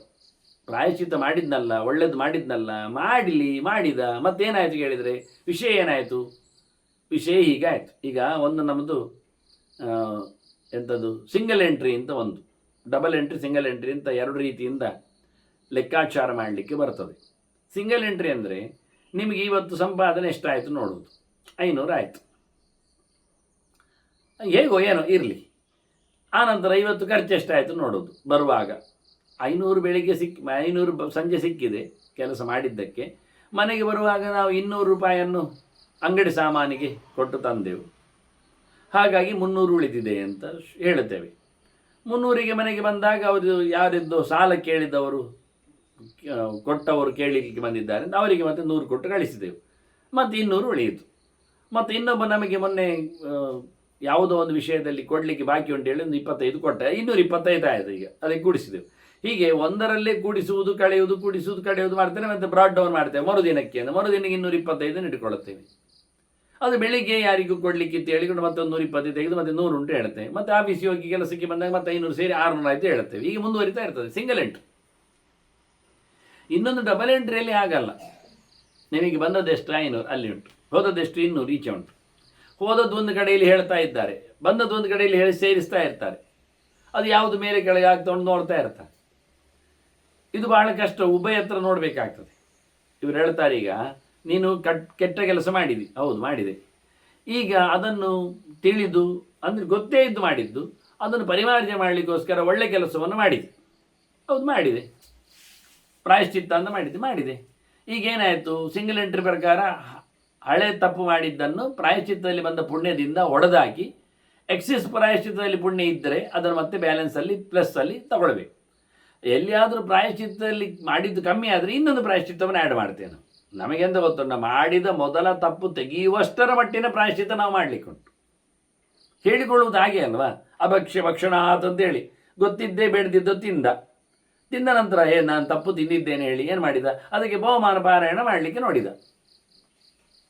ಬಹುಮಾನ ಚಿಂತನೆಯಿಂದಾಗಿ ಹೋಮ ಹವನದಿಂದಾಗಿ ಅವನು ತಿನ್ನಬಾರದು ಕುಡಿಯಬಾರದು ಸೊತ್ತನ್ನು ತಿಂದದ್ದಕ್ಕೆ ಕುಡಿದದ್ದಕ್ಕೆ ಅವನು ಅರೆಸ್ಟ್ ಮಾಡಲಿಕ್ಕೆ ಆಗ್ತದೆ ಅಂತ ಆದರೆ ಅವನು ಮಾಡಿದ್ದೇ ಹಾಗೆ ಅಲ್ವಾ. ಆಗಿದ್ರೆ ಒಂದು ಸಮಸ್ಯೆ ಏನು ಅಂತ ಕೇಳಿದರೆ, ಅವನು ಕುಡಿದದ್ದು ಬಾಯಲ್ಲಿ ಅಲ್ವಾ, ಹೌದು, ಹೋದದ್ದು ಹೊಟ್ಟೆಗೆ ಅಲ್ವಾ, ಹೌದು, ಅಲ್ಲಿಂದ ಆದದ್ದು ಅದು ಪಚಾಮ್ಯನ್ನಂ ಚತುರ್ವಿಧಂ ಉಂಟಲ್ಲ, ಅದನ್ನು ಹಾಗೆ ಮೂತ್ರದಲ್ಲಿ ಏನು ದೇವರು ಕಳಿಸಲಿಲ್ಲ, ಸತ್ಯ. ಮಾಂಸಖಂಡಗಳಿಗೆ, ನೆತ್ತರು ಮೈಗಳಿಗೆ, ಮನಸ್ಸು ವಿಕಾರಗಳಿಗೆಲ್ಲ ಹಂಚಿ ಹೋಗಿದೆ. ಹಾಗಾದರೆ ತಿನ್ನದಲ್ಲೇ ಉಂಟಲ್ಲ ಮತ್ತೆ. ಈಗ ಅವನ ದೇಹ ಅದು ಅಭಕ್ಷ್ಯ ಭಕ್ಷಣದ ಅಪೇಯಪಾನದ ಗೂಡಾಗಿದೆ. ಈಗ ನೀವು ಪ್ರಾಯಶ್ಚಿತ್ತ ಮಾಡಿದ್ದು, ಪಂಚಾಮೃತ ತಗೊಂಡದ್ದು, ಅಥವಾ ಪಂಚಗವ್ಯ ಪ್ರಾಶನ ಮಾಡಿದ್ದು, ಅಥವಾ ಹೋಮದ್ರವ್ಯ ಉಳಿದದ್ದು ತಿಂದದ್ದು, ಶಿಷ್ಟಾಶನ ಸಂಪಾದವನ್ನು ಲೇಪಿಸಿಕೊಂಡದ್ದು ಎಲ್ಲ ಏನಾದರೂ ಅದು ಮತ್ತೆ ಪುನಃ ಅದು ಒಳಗೆ ಸೇರಿದೆ. ಅದು ಎಲ್ಲ ಕಡೆಯಲ್ಲಿ ಮತ್ತೆ ಪ್ಯೂರಿಫೈ ಮಾಡ್ತಾ ಉಂಟು. ಆದರೆ ಅದು ತೆಗಿಲಿಕ್ಕೆ ಆಯ್ತಾ? ಅವನ ನೆತ್ತರಿನಲ್ಲಿ ಸುರೆಯ ಬಿಂದು ಇಲ್ಲ ಹೇಳೋದ? ಇದು ಶಾಸ್ತ್ರ ಅನಲೈಸ್ ಮಾಡಿ ಹೇಳ್ತಾ ಉಂಟು. ಉಭಯಂ ಅಂತದೆ, ಎರಡು ಉಂಟು ಅಂತ ಹೇಳ್ತದೆ, ಭಾರಿ ಸ್ಪಷ್ಟವಾಗಿ ಹೇಳ್ತದೆ. ಉಭಯಂ ಸೋಷ್ಣತೆ ಪೃಥಕ್. ಅವನದ್ದು ಲೆಕ್ಕಾಚಾರ ಸಿಂಗಲ್ ಎಂಟ್ರಿ ಅಲ್ಲ, ಡಬಲ್ ಎಂಟ್ರಿ. ಅನ್ಯಾಯ ಮಾಡಿದ್ದಕ್ಕೆ ಅವನು ಫಲ ಪಡೀಲಿಕ್ಕೇ ಉಂಟು. ಅದು ಗೊತ್ತಿದ್ದು ಮಾಡಲಿ, ಗೊತ್ತಿಲ್ಲದ ಮತ್ತೆ ನೋಡುವ. ಗೊತ್ತಿದ್ದು ಮಾಡಿದ್ದಕ್ಕೆ ಇಲ್ಲಿ ಹೇಳಿದ್ದು, ಗೊತ್ತಿದ್ದು ಮಾಡಿದ ತಪ್ಪಿಗೆ ಅವನು ಖಂಡಿತವಾಗಿಯೂ ನರಕಾದ್ಯನರ್ಥವನ್ನು ಪಡಿತಾನೆ. ಅದಕ್ಕೋಸ್ಕರ ಅವನೇನು ಗೊತ್ತಾಗಿ ಪ್ರಾಯಶ್ಚಿತ್ತ ಮಾಡ್ತಾ ಇದ್ದಾನೆ, ಅದಕ್ಕೆ ಅನುಕೂಲ ಮಾಡಿಕೊಂಡ. ಅದು ಒಂದು ಕಡೆಯಲ್ಲಿ ಪುಣ್ಯಶೇಷವಾಗಿ ಅವನು ಸ್ವರ್ಗಾದಿ ಪುಣ್ಯವನ್ನು ಉಪಯೋಗಿಸ್ತಾನೆ. ನರಕವನ್ನು ತಪ್ಪಿಸಲಿಕ್ಕೆ ಆಗುವುದಿಲ್ಲ. ನಾನು ಪುಣ್ಯ ಮಾಡಿದೆ ಇಲ್ಲ. ಅದನ್ನು ನೀವು ಲೋಕದಲ್ಲಿ ನೋಡಿ, ರಾಜಕಾರಣಿಗಳು ಎಷ್ಟೋ ಒಳ್ಳೆಯ ಕೆಲಸ ಮಾಡಿರ್ಬೋದು, ಎಷ್ಟೋ ಜನರ ಅನುಕೂಲ ಮಾಡಿರ್ಬೋದು, ಎಷ್ಟೋ ಕಡೆಯಲ್ಲಿ ಅವರು ತಮ್ಮ ಪಾಪ್ಯುಲಾರಿಟಿಯನ್ನು ಜನರಾಗೋನು ಗಳಿಸಿರ್ಬೋದು. ಆದರೆ ಮಾಡಿದ ಅನ್ಯಾಯ ಇದ್ದರೆ ಅವರು ಜೈಲಿಗೆ ಹೋಗಲೇಬೇಕು, ಅದನ್ನು ಮನ್ನಿಸುವುದಿಲ್ಲ ಅವರು. ಅವನಿಲ್ಲಿ ಯಾವುದೋ ಒಂದು ಲೈಂಗಿಕ ಕಿರುಕುಳ ಕೊಟ್ಟ, ಅದು ಇನ್ಯಾರದ್ದೋ ಗೋಲ್ಮಾಲ್ ಮಾಡಿದ, ಯಾವುದೋ ಒಂದು ಕಡೆಯಲ್ಲಿ ದುಡ್ಡನ್ನು ಎಗರಿಸಿಕೊಂಡ ತನ್ನ ಪ್ರಭಾವ ತೋರಿಸಿ, ಈಗ ಸಿಕ್ಕಿಬಿದ್ದ. ಕಾನೂನು ಪ್ರಕಾರದಲ್ಲಿ ಅವನು ಇಲ್ಲ, ಅವರು ಅಷ್ಟು ಜನರಿಗೆ ಉಪಕಾರ ಮಾಡಿದ್ದಾನೆ, ಇಷ್ಟೆಲ್ಲ ಭಾಳ ಚಂದವಾದಂಥ ವೇಷ ಎಲ್ಲ ಹಾಕಿ ಕುಣಿದಿದ್ದಾನೆ, ಅಷ್ಟು ಜನರು ಅವನ ಚಲಚಿತ್ರವನ್ನು ನೋಡಲಿಕ್ಕೆ ಹೋಗಿ ಗಲ್ಲಾಪೆಟ್ಟಿಗೆಯಲ್ಲಿ ಇಷ್ಟು ದುಡ್ಡು ಒಟ್ಟು ಮಾಡಿಕೊಂಡಿದ್ದಾರೆ, ಅದು ಸರ್ಕಾರಕ್ಕೆ ಇಷ್ಟು ಲಾಭಕ್ಕೆ ಬಂದಿದೆ ಎಂತ ಹೇಳಿಕೊಂಡ್ರು ಅದು ಸರಿಯೇ. ಅದಕ್ಕೆ ಬೇಕಾದರೆ ನೀವು ಅವನಿಗೆ ಊದುಗಟ್ಟಿ ಕಚ್ಚಿ ದೊಡ್ಡ ಮಾಲೆ ಹಾಕಿ ಕಟೌಟಿಟ್ಟು ಅವನು ಸುತ್ತಬೇಕಾದರೆ ಕುಣಿತ ಭಜನೆಯನ್ನೇ ನಡೆಸಿ, ಅದು ನಮಗೆ ಸಂಬಂಧ ಇಲ್ಲ. ಮಾಡಿದ ಅನ್ಯಾಯಕ್ಕೆ ಅವನಿಗೆ ಆಗಬೇಕಾದ ಶಿಕ್ಷೆ ಉಂಟು ಅಂತ ಪ್ರತ್ಯೇಕವಾದ ಕೆಟಗರಿ, ಅದು ಘಟನೆ. ಇದು ನ್ಯಾಯದ ಕಥೆ. ಇದನ್ನಿಲ್ಲಿ ಪರಾಶರ ಹೇಳ್ತಾರೆ, ಉಭಯಂ ಸೋಷ್ಣತೆ ಪೃಥಕ್ ಅಂದವನು ಪ್ರತ್ಯೇಕವಾಗಿ ಎರಡನ್ನು ತಿಂತಾನೆ. ಇದನ್ನು ಡೈಜೆಸ್ಟ್ ಮಾಡಿಕೊಳ್ಳೋದು ಬಹಳ ಜನರಿಗೆ ಭಾರಿ ಕಷ್ಟ. ಇನ್ನು ಗೊತ್ತಿಲ್ಲದೆ ಎನ್ನುವುದಕ್ಕೊಂದು ಹಿಂದೆ ಹೇಳಿ, ಗೊತ್ತಿಲ್ಲದೆ ಅಂತ ಅಜ್ಞಾನ ಅತಿಕೃತಂ ಪಾಪಂ ಅಂತ, ಅದರ ಬಗ್ಗೆ ಸ್ಟೇಟ್ಮೆಂಟ್ ಕಮ್ಮಿ ಇತ್ತು. ಗೊತ್ತಿಲ್ಲದೆ ಮಾಡಿದ್ದಕ್ಕೆ ತಪಸ್ಸು ಮಾಡಿ ಸರಿ ಮಾಡಿಕೊಳ್ಳಿ ಅಂತ ಹೇಳಿದ್ದಾರೆ. ಅದು ಗೊತ್ತಿಲ್ಲದೆ ಮಾಡಿದ್ದಕ್ಕೆ ಓಕೆ. ಗೊತ್ತಿಲ್ಲದೆ ಮಾಡಿದ್ದನ್ನು ಎರಾಸ್ ಮಾಡಲಿಕ್ಕೆ ಬರ್ತದೆ, ಗೊತ್ತಿದ್ದು ಮಾಡಿದ್ದನ್ನು ತಿನ್ನಲಿಕ್ಕೆ ಬರಬೇಕು. ಮತ್ತು ಏನು ಒಳ್ಳೇದು ಬೇಕಾದ್ರೆ ಎಷ್ಟು, ಅದಕ್ಕಿಂತ 1000 ಮೂಟೆ ನೀವು ಒಳ್ಳೇದು ಮಾಡಿ ಅದನ್ನು ಒಳ್ಳೆಯ ರೀತಿಯಲ್ಲೇ ಪಡೆಯಿರಿ. ಇದು ಬಹಳ ಕ್ಲಿಷ್ಟವಾದ ಪ್ರಮೇಯ ವಾಸ್ತವವಾಗಿ. ಅಜ್ಞಾನಾತ್ತು ಕೃತಾಹಿಂಸಾಂ ಅಹಿಂಸಾ ವ್ಯಪಕರ್ಷತೆ. ನೀವು ತಪ್ಪು ಗೊತ್ತಿಲ್ಲದೆ ಮಾಡಿದ್ದರೆ ನಿಮಗೆ ಪರವಾಗಿಲ್ಲ, ಒಳ್ಳೆಯದು ಮಾಡಿದ್ದರಲ್ಲಿ ಏನಾದರೂ ಅನುಕೂಲ ಮಾಡಲಿಕ್ಕೆ ಬರ್ತದೆ ಅಂತ ನೋಡಿ. ತಥಾ ಕಾಮಹೃತಾಯಸ್ಯ ವಿಹಿಂಸೈವ ಅನುಕರ್ಷತೆ. ನೀವು ಗೊತ್ತಿದ್ದು ಮಾಡಿದರೆ ನೀವು ಎಂತ ಮಾಡಿದರೂ ನಿಮ್ಮನ್ನು ಮಾಡಿದ ತಪ್ಪು ಬೆನ್ನು ಹಿಡಿತದೆ, ಹೊರತು ಇನ್ನೇನು ಮಾಡಲಿಕ್ಕೆ ಬರುವುದಿಲ್ಲ ಅಂತಾರೆ. ಮತ್ತು ದೇವತೆಗಳ ವಿಷಯದಲ್ಲಿ ಅದು ನಾನು ಮುಂದೆ ಹೇಳುತ್ತೇನೆ. ಪರಾಶರ ಅದನ್ನು ಸ್ವಲ್ಪ ಎತ್ತಿಕೊಳ್ಳುತ್ತಾರೆ. ಅದನ್ನು ಮತ್ತೆ ಉದಾಹರಣೆ ಕೊಟ್ಟದ್ದೇನು ನಾನು ಸತ್ಯ ಹೌದು. ಅದರಿಂದ ಅವರು ಇಂದ್ರನಿಗೆ ಏನಾಯಿತು ಅಂತ ನಾನು ಹೇಳಿ ಹೋಗ್ತೇನೆ. ಏನಾಯಿತು ಇಂದ್ರನಿಗೆ ಅಂತ. ಇಂದ್ರನಿಗೆ ಪಾಪ ಬರಲಿಲ್ವಾ? ನೀವು ಹೇಳಿದಾಗೆ ಪ್ರಾಯಶ್ಚಿತ್ತ ಮಾಡಿದ್ರಿಂದ ಅವನು ಸರಿಯಾಗಿರಬೇಕಲ್ಲ. ಅಂದರೆ ಅವನು ನೋಡಿ ಕಮಲದ ನಾಳದ ಒಳಗೆ ಬಹಳ ಸಮಯ ಅವಿತು ಕೂತದ್ದು ತೊಂದರೆ ಅಲ್ಲೋ ಅವನಿಗೆ. ಅವನು ಅರಸೊತ್ತಿಗೇನು ಬಿಟ್ಟದ್ದು, ಇಂದ್ರ ಪದವಿಯಲ್ಲಿ ಅವನು ಇಲ್ಲಾದದ್ದು ನಾಕಾಣೆ ಮತ್ತಾಯ್ತಲ್ಲ. ಹಾಗಾಗಿ ಕೊಂದ ಪಾಪ ಗೊತ್ತಿದ್ದದ್ದೇ ಲೋಕಕ್ಕೆ ಉಪಕಾರಕವಾಗಿ ಮಾಡಲೇಬೇಕು. ಅವನ ಪ್ರೊಸಿಷನ್ನಲ್ಲಿ ಮಾಡಿದರೂ ಪ್ರಾಯಶ್ಚಿತ್ತ ಮಾಡಿದರೂ ಅದಕ್ಕೆ ಅನುಗುಣವಾದ ತೊಂದರೆಯನ್ನು ಅನುಭವಿಸಿದ ಅಂತ ಇಟ್ಕೊಳ್ಳಿ. ಅದನ್ನು ಮತ್ತೆ ಉಳಿದವರಿಗೆ ಹಂಚಿದ ಪಾಪವನ್ನು. ಅದು ಇನ್ನೊಂದು ಮುಖ. ಬಂದದ್ದು ಸತ್ಯ ಆಯ್ತಲ್ಲ. ಈಗ ಪಾಪವು ಇಲ್ಲ ಅಂತ ಆಗಿದ್ರೆ, ಪ್ರಾಯಶ್ಚಿತ್ತದಲ್ಲಿ ಪರಿಮಾರ್ಜನೆ ಆಗುವುದಾದರೆ, ಅಶ್ವಮೇಧದಿಂದ ತೊಳ್ಕೊಂಡಿದ್ರೆ ಹಂಚಿದ್ದು ಯಾರಿಗೆ? ಮರಗಿಡಗಳಿಗೆ, ನೀರಿಗೆ, ಎಲ್ಲ ನೆಲಕ್ಕೆ ಎಲ್ಲ ಹಂಚಿದ ಕಥೆ ಏನು ಆಗಿದೆ? ಲೋಕೋಪಕಾರಕ್ಕಾಗಿ ಮಾಡಿದ ತಪ್ಪಿನಲ್ಲಿಯೂ ಒಪ್ಪಿನಲ್ಲಿಯೂ ತಪ್ಪು ಇದೆ ಇಂದ್ರನಲ್ಲಿ. ಗಮ್ಮತ್ತಾಗಿದೆ. ಸೋಂಕಿತ ಇರುವ ವಿಷಯ ಎಲ್ಲ ಬೇರೆ, ಅದೇನು ಎಂಥದ್ದು ಅಲ್ಲ ಎನ್ನುವುದು ಬೇರೆ. ದೊಡ್ಡ ದೇವರ ಸೇವೆ ಮಾಡಿದ ಮಹಾನಾಸ ಇಂದ್ರೋ ವೈವೃತ್ರ ಮತ್ವ ಮಹಾನಾಸ ಎಲ್ಲ ಸತ್ಯವೇ. ಅದರಿಂದ ತುಂಬ ವಿಚಿತ್ರವಾಗಿದೆ. ಆದರೆ ದೇವತೆಗಳ ಚಿಂತನೆ ಎನ್ನುವುದು ಬಹಳ ಕಷ್ಟದದು, ಬೇರೆ ಪ್ರವಚನ ಅದಲ್ಲ. ಇದು ಮನುಷ್ಯ ಲೋಕದ ಕಥೆಗೋಸ್ಕರ ಅವರು ಹೇಳಿದ ರೀತಿ ಜನಕರಾಜನಿಗೆ. ನಾನು ಮಾತ್ರ ಸುಮ್ಮನೆ ಉದಾಹರಣೆಗೆ ಅಂತ ಅವನನ್ನು ಎತ್ತಿಕೊಂಡು ಹೇಳಲಿಕ್ಕೆ ಹೊರಟೆ. ತುಂಬ ಜಿಜ್ಞಾಸೆಗಳದರ ಇದೆ ಅಂದೆ. ಇನ್ನೂ ಒಂದು ವಾಕ್ಯ ಪರಾಶರದಕ್ಕೆ ಉತ್ತರ ಕೊಡ್ತಾರೆ, ನಾನು ಮತ್ತೆ ಕೇಳುವ. ವಾಸ್ತವವಾಗಿ ಇಲ್ಲೀಗ ಮನುಷ್ಯ ಅಹಂತು ಪರಾಶರ ಹೇಳ್ತಾರೆ, ತಾವತ್ ಪಶ್ಯಾಮಿ ಕರ್ಮ ಯದ್ ವರ್ತತೆ ಕೃತಂ ಗುಣಯುಕ್ತಂ ಪ್ರಕಾಶಂ ವ ಪಾಪೇನ ಅನುಪಸಂಹಿತಂ. ಯಾವತ್ತೂ ನಾನು ನೋಡುವಂಥದ್ದು ಕರ್ಮ ಹೇಗಿರಬೇಕು ಅಂದರೆ ಅದು ಯೋಗ್ಯವಾಗಿರಬೇಕು, ಜೊತೆಯಲ್ಲಿ ಅದು ಸ್ಪಷ್ಟವಾಗಿರಬೇಕು, ಜ್ಞಾನಪೂರ್ವಕವಾಗಿರಬೇಕು, ಗೊತ್ತನ್ನು ಪಡಿಸಿಕೊಂಡಿರಬೇಕು. ನಿಗೂಢವಾಗಿದೆ, ರಹಸ್ಯವಾಗಿದೆ, ಎಂತ ಅಂತ ಗೊತ್ತಿಲ್ಲ, ಅರ್ಥ ಆಗ್ತಿರಲಿಲ್ಲ, ಹಾಗೆಲ್ಲ ಆಗಬಾರ್ದು. ಏನು ಮಾಡ್ತೇನೆ ಅನ್ನೋದು ಸ್ಪಷ್ಟವಾಗಿಸಿಕೊಂಡಾಗ ಅದರಲ್ಲಿ ಯಾವುದೇ ದೋಷಗಳನ್ನು ನುಸುಲಿಕ್ಕೆ ಬಿಡದಂತಿದ್ರೆ ಅದು ಕರ್ಮ ನಿಜವಾಗಿ ಕರ್ಮ. ಇದು ನಿಜವಾಗಿ ನಾನು ಒಪ್ಪುವಂಥದ್ದು. ಇಂಥ ಕರ್ಮಗಳನ್ನು ಬಿಡಲಿಕ್ಕೆ ಬರುವುದಿಲ್ಲ ಅಂತ. ಯಥಾ ಸೂಕ್ಷ್ಮಾಣಿ ಕರ್ಮಾಣಿ ಫಲಂತೀಹ ಯಥಾ ತಥಂ. ಎಷ್ಟು ಮೈನ್ಯೂಟ್ ವರ್ಕ್ ಆದರೂ ಕೆಲಸ ಮಾಡೋದು ಮಾಡ್ತದೆ. ಹೋಗುವಾಗ ಒಂದು ಸೂಜಿಯನ್ನು ಬೀಳಿಸಿಕೊಂಡು ಹೋದ, ಬೇಕು ಅಂತಲ್ಲ. ಅದೇ ದಾರಿಯಲ್ಲಿ ಅವನು ಬೀಳಿಸಿದ ತಕ್ಷಣ ಇನ್ನೊಬ್ಬ ಯಾರೋ ಒಂದು ಮಗು ನಡ್ಕೊಂಡೋಯ್ತು, ಅದಕ್ಕೆ ಕಂತಿತ್ತು, ಬೇಕು ಅಂತಲ್ಲ. ಅದು ಗೊತ್ತಾಗಲಿಲ್ಲ, ಎಂಥದ ಇರುವೆ ಕಚ್ಚಿದ್ದು ಅಂತ ತಿಳ್ಕೊಂಡು ಮತ್ತೂ ಕಾಲಿಜ್ಜಿ ಇಟ್ಟೋಗಿದೆ. ಸಣ್ಣ ಮುಳ್ಳು ಅದು ಕಾಲೊಳಗೆ ಹೋಗಿ ಸೆಪ್ಟಿಗಾಗಿ ರಿಪೇರಿಗೆ ಬಾರದೆ ನೆತ್ತರು ಒಸರಿ 4-6 ದಿನದೊಳಗೆ ಪ್ರಾಣವನ್ನೇ ಕಳ್ಕೊಂಡಿತ್ತು. ಅದು ಮತ್ತೆ ಚಿಕಿತ್ಸೆ ಫಲಕಾರಿ ಆಗದೇ ಇರಲಿಕ್ಕೆ ಕಾರಣ ಚಿಕಿತ್ಸಕನ ಕೈ ಸರಿ ಇಲ್ಲದ್ದು, ಗುಣದೋಷ, ಯಾವುದನ್ನು ನೀವು ಕಾರಣ 1000 ಹೇಳಿಕೊಳ್ಳಿ. ಒಂದು ಸಣ್ಣ ಕೆಲಸವು ಪರಿಣಾಮ ಬೀರುವುದರಲ್ಲಿ, ಒಂದು ಸಣ್ಣ ಬೀಜವು ನಮ್ಮ ನೆಗ್ಲಿಯೆನ್ಸಲ್ಲಿ ಅದು ವಿಷವೃಕ್ಷ ಅಥವಾ ಅದು ಹಾಳು ಗಿಡ, ಅದು ಸುಮಾರಾಗಿ ಹೋಯಿತು. 1 ತಿಂಗಳು ಬರಲಿಲ್ಲ ನಾವು ಹೇಳಿಕೊಂಡ್ರೆ ಸುತ್ತಮುತ್ತಲು ಅದೇ ಹರಡಿಕೊಂಡು ಉಳಿದವರನ್ನೆಲ್ಲ ಕಬಳಿಸಿಕೊಂಡು ಮತ್ತಷ್ಟು ದೂರದೆಡೆಗೆ ಅದರ ಬೀಜಗಳನ್ನು ಪಸರಿಸಿಕೊಂಡು ಎಷ್ಟು ಜೋರಾಗ್ತದೆ ನೋಡಿ. ನಾವು ಪಾರ್ಥೇನಿಯಂ ಎಲ್ಲ ಹಾಕಿದ ಹಾಗೆ ಒಂದು ಹಾಕಲಿಕ್ಕೆ ಹೋಗಿ ತೆಗಿಲಿಕ್ಕೆ ಬಂತ. ಅದರಂತೆ ಕ್ರಮ. ಅತಿ ಸೂಕ್ಷ್ಮಾಣಿಕ ಯಥಾ ಸೂಕ್ಷ್ಮಾಣಿ ಕರ್ಮಾಣಿ ಫಲಂತೀಹ ಯಥಾ ತಥಂ ಬುದ್ಧಿಯುಕ್ತಾನಿ ತಾನೀಹ ಕೃತಾನಿ ಮನಸಾಸ. ಅದು ನಾವು ಬೇಕು ಅಂತ ಬುದ್ಧಿಪೂರ್ವಕವಾಗಿ ಮನಸ್ಸಿಟ್ಟು ಮಾಡಿದರೆ ಉಂಟಲ್ಲ, ಅದು ಎಷ್ಟು ಸಣ್ಣ ಕೆಲಸ ಆದರೂ ದೊಡ್ಡ ಮಟ್ಟಿನ ರಿಸಲ್ಟನ್ನು ಕೊಡುವುದಂತೂ ಗ್ಯಾರಂಟಿ. ಗೊತ್ತಿಲ್ಲದೆ ಆದದ್ದಕ್ಕೆ ಮಾತ್ರ ನಾವು ಮತ್ತೆ ಏನಾದರೂ ಅದರ ಬೆಳವಣಿಗೆಯಲ್ಲಿ ಉಲ್ಲೇಖಗೊಳಿಸುವುದದ್ದು. ಗೊತ್ತಿದ್ದು ಮಾಡಿದ ತಕ್ಷಣ ಪ್ರತಿ ಸಣ್ಣ ಕೆಲಸಕ್ಕೂ ಬೆಲೆ ಜಾಸ್ತಿ ಇದೆ. ಯೋಚನೆ ಮಾಡಿ. ಸಂಕಲ್ಪ ನಗೈದು ನಿರ್ಣಯವನ್ನು ತಂದು ಹೀಗೆ ಅಂತ ಹೇಳಿ ಮಾಡಿದ ನಂತರ ಸಿಕ್ಕಿ ಬೀಳುತ್ತಾನೆ ಫಲಕ್ಕೆ ಅಂತ. ಭವತಿ ಅಲ್ಪಬಲಂ ಕರ್ಮ ಸೇವಿತಂ ನಿತ್ಯ ಮುಲ್ಬಣಂ.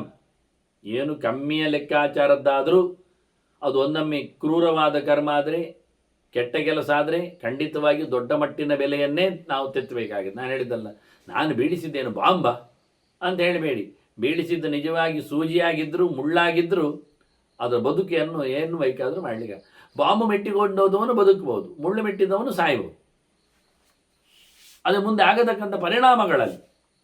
ಆದ್ದರಿಂದ ಭವತಿ ಅಲ್ಪಬಲಂ ಕರ್ಮ ಸೇವಿತಂ ನಿತ್ಯ ಮುಲ್ಬಣಂ ಅಬುದ್ಧಿಪೂರ್ವಂ ಧರ್ಮಜ್ಞ ಕೃತ ಉಗ್ರೇಣ ಕರ್ಮಣ. ನಮಗೆ ಗೊತ್ತಿಲ್ಲದೆ ಒಂದೊಮ್ಮೆ ಮಾಡಿದರೆ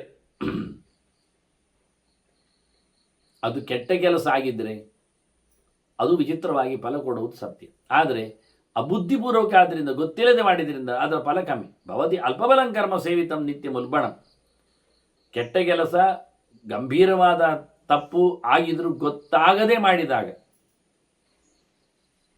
ಮಗು ಕೈಯಲ್ಲಿ ಆಟಿಕೆಗಳಂತೆ ಅದು ಪಕ್ಕದಲ್ಲಿದ್ದ ಚೂರಿಯನ್ನು ಎಸೆದರು ಇನ್ನೊಬ್ಬರ ಮೇಲೆ, ಅದು ಅವನಿಗೆ ತಾಗಿ ಅವನು ತನ್ನ ಕೈಕಾಲುಗಳನ್ನು ಮುರಿದುಕೊಂಡ್ರು ಮಗುವಿಗೆ ಬಹಳಷ್ಟು ಪಾಪ ಬರುವುದಿಲ್ಲ. ಯಾಕೆ? ಅದು ಗೊತ್ತಿದ್ದು ಮಾಡಿದ್ದಲ್ಲ. ಅದಕ್ಕೆ ಎರಡೂ ಗೊತ್ತಿಲ್ಲ. ಬಿಸಾಡಿದರೆ ಹಾನಿ ಏನಾಗುತ್ತೆ, ಬಿಸಾಡುವ ಸತ್ತದು ಚೂರಿಯಾಗಿದೆ ಎನ್ನತಕ್ಕ ಎಚ್ಚರ, ಬಿಸಾಡಬಾರದು ಎನ್ನುವುದು. ಅದು ಬಿಸಾಡ್ತಾನೆ ಉಂಟು ಎಲ್ಲ ಪದಾರ್ಥಗಳನ್ನು. ಅದು ತಿನ್ನುವ ದೋಸೆಯನ್ನು ಬಿಸಾಡಿದೆ, ಸೇಬನ್ನು ಬಿಸಾಡಿದೆ, ಕತ್ತರಿಸಲಿಟ್ಟ ಚೂರಿಯನ್ನು ಬಿಸಾಡಿದೆ, ಸಟ್ಟುಗವನ್ನು ಎಸೆದಿದೆ. ಅದು ಹೋಗಿ ತಾಗಿದ್ದೆ ಅಲ್ಲೇ ಮಲಗಿರತಕ್ಕಂಥ ಅಜ್ಜನಿಗೆ. ಅವನು ಆಡಿಸ್ತಾ ಇದ್ದಾನೆ. ಅಜ್ಜನ ಪಕ್ಕದಲ್ಲಿ ಮಗುವನ್ನು ಬಿಟ್ಟು ಹೋಗಿದ್ದಾರೆ. ಅಜ್ಜ ಆರಾಮವಾಗಿ ಮಲಗಿಕೊಂಡು ಆಡಿಸ್ತಾನೆ ಇದ್ದಾರೆ, ಮಾತಾಡಿಸ್ತಾನೆ ಇದ್ದಾರೆ. ಅದನ್ನು ಹಾಗಾಗಿ ಆರಾಮ ನಗುತ್ತಾನಿದೆ, ನಗುತ್ತಾನೆ ಬಿಸಾಡಿದೆ. ಅದು ಹೋಗಿ ಅವನ ರಕ್ತ ನಾಳಕ್ಕೆ ತಾಗಿ ಕಂಠ ನಾಳದಲ್ಲಿ ಬಿರುಕು ಬಂದು ಅವ ಹೋಗಿದ್ದಾನೆ. ಈಗ ನಾವು ಅಜ್ಜನನ್ನು ಕೊಂದ ಪಾಪಿ ಅಂತೇಳಿ ಅವನು ಬೆಳೆದಾಗ ಎಲ್ಲ ಹೇಳ್ತಾ ಕೂತ್ಕೊಳ್ಳೋದ? ಆಗೋದಿಲ್ಲ. ಅಬುದ್ಧಿಪೂರ್ವಂ ಧರ್ಮಜ್ಞ ಕೃತ ಉಗ್ರೇಣ ಕರ್ಮಣ ಭವತಿ ಅಲ್ಪಬಲಂ ಧರ್ಮ. ದೊಡ್ಡ ಮಟ್ಟಿನದಾಗಬೇಕಾಗಿತ್ತು, ಹೋಯ್ತು. ಗೊತ್ತಿಲ್ಲದ ಹೀಗೆ ಗೊತ್ತಿದ್ದು ಸಣ್ಣ ಕೆಲಸ ಮಾಡಿದ್ರೂ ದೊಡ್ಡ ಬೆಲೆ ತೆತ್ತಬೇಕಾಗತ್ತೆ. ಗೊತ್ತಿಲ್ಲದೆ ದೊಡ್ಡ ತಪ್ಪು ಮಾಡಿದರೂ ಅಲ್ಪ ಫಲದಲ್ಲಿ ಅದು ಒರೆಸಿ ಹೋಗ್ತದೆ. ಅದನ್ನ ತಿಳಿದು ಮಾಡುವ ತಿಳಿಯದೆ ಮಾಡುವ ವಿಷಯದಲ್ಲಿಯೇ ಎದೈವ ವಿದ್ಯೆಯಾ ಕರೋತಿ ಶ್ರದ್ಧೆಯ ಉಪನಿಷದ ದೇವ ವೀರ್ಯವತ್ತರಂ ಭವತಿ ಹೇಳಿದ ಶ್ರುತಿಯ ಸಂದೇಶಕ್ಕೆ ಅನುಗುಣವಾಗಿ ಈ ಮಾತುಗಳನ್ನು ಉಲ್ಲೇಖ ಮಾಡಿ. ಈಗ ಒಂದು ಪ್ರಶ್ನೆ ಆಗ ಬಂದದ್ದು ಇಂದ್ರಾದಿಗಳ ಕಥೆಯಲ್ಲಿ. ಅದಕ್ಕೊಂದು ಪರಾಶರ ಉತ್ತರ ಹೇಳುತ್ತಾರೆ. ಮಾರಾಯ, ಹೀಗೊಂದು ಕತೆ. ಕೃತಾನಿಯಾನಿ ಕರ್ಮಾಣಿ ದೈವತೈಹಿ ಮುನಿಭಿಹಿ ತತ. ದೇವತೆಗಳಾಗಲಿ ಅಥವಾ ಋಷಿಗಳಾಗಲಿ ಮಾಡಿದ ಕೆಲಸಗಳು ಏನಾದರೂ ಇದ್ದರೆ ಸಂಚಿಂತ್ಯ ಅದನ್ನೇನು ಗೊತ್ತೋ, ವಾಸ್ತವವಾಗಿ ನಚರೇ ತಾನಿ ಧರ್ಮಾತ್ಮ, ಒಳ್ಳೆ ಬುದ್ಧಿವಂತನಾದವ ಧರ್ಮಶೀಲನಾದವ ಅದನ್ನು ಮಾಡಲಿಕ್ಕೆ ಹೋಗಬಾರ್ದು. ಇಷ್ಟೇ ವಿಷಯ. ಆದ್ದರಿಂದ ಇಂದ್ರ ಮಾಡಿದ ಅಂತೇಳಿ ನಾವು ಮಾಡುವುದಲ್ಲ, ಅಗಸ್ತ್ಯರು ಮಾಡಿದರು ಅಂತೇಳಿ ನಾವು ನಡೆಸುವುದಲ್ಲ. ಅಷ್ಟೇ ಅಲ್ಲದೆ ಶುತ್ವ ಚಾಪಿನ ಕುತ್ಸಯೇತ್, ಅದನ್ನು ಕೇಳಿ ಅವರಿಗೆ ಬೈಲಿಕ್ಕೆ ಹೋಗಬಾರ್ದು ಅಂತ. ಇದಾಗುವ ಸಂಕಟ. ದೊಡ್ಡವರು ಮಾಡಿದ್ದನ್ನು ನಾವು ಮಾಡಲಿಕ್ಕೆ ಹೋಗುವುದು ಅಲ್ಲ, ಅದರ ಬಗ್ಗೆ ಮಾತಾಡುವುದು ಅಲ್ಲ, ಮಾತಾಡಿ ಅದನ್ನು ನಿಂದೆ ಮಾಡುವುದು ಅಲ್ಲ.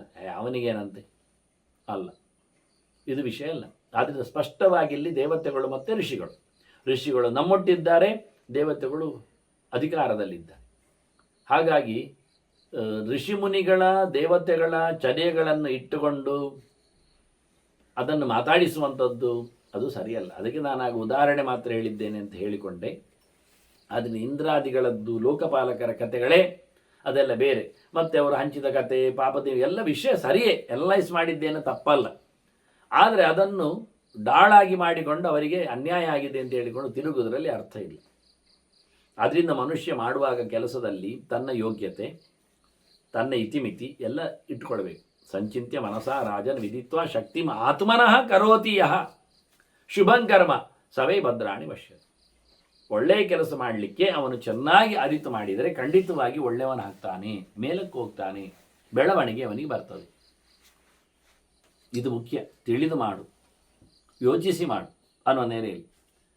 ಹಾಗೆ ಕರೋತಿಯ ಶುಭಂ ಕರ್ಮ ಸವೈ ಭದ್ರಾಣಿ ಪಶ್ಯತಿ ಅನ್ನುವ ಮೂಲಕ ಅವನು ದೇವರನ್ನು, ಭದ್ರ ಅಂದರೆ ಎಲ್ಲವೂ ಮಂಗಳವಾದಂಥ ವಿಷಯಗಳನ್ನೆಲ್ಲ ಆತ ಕಾಣ್ತಾನೆ.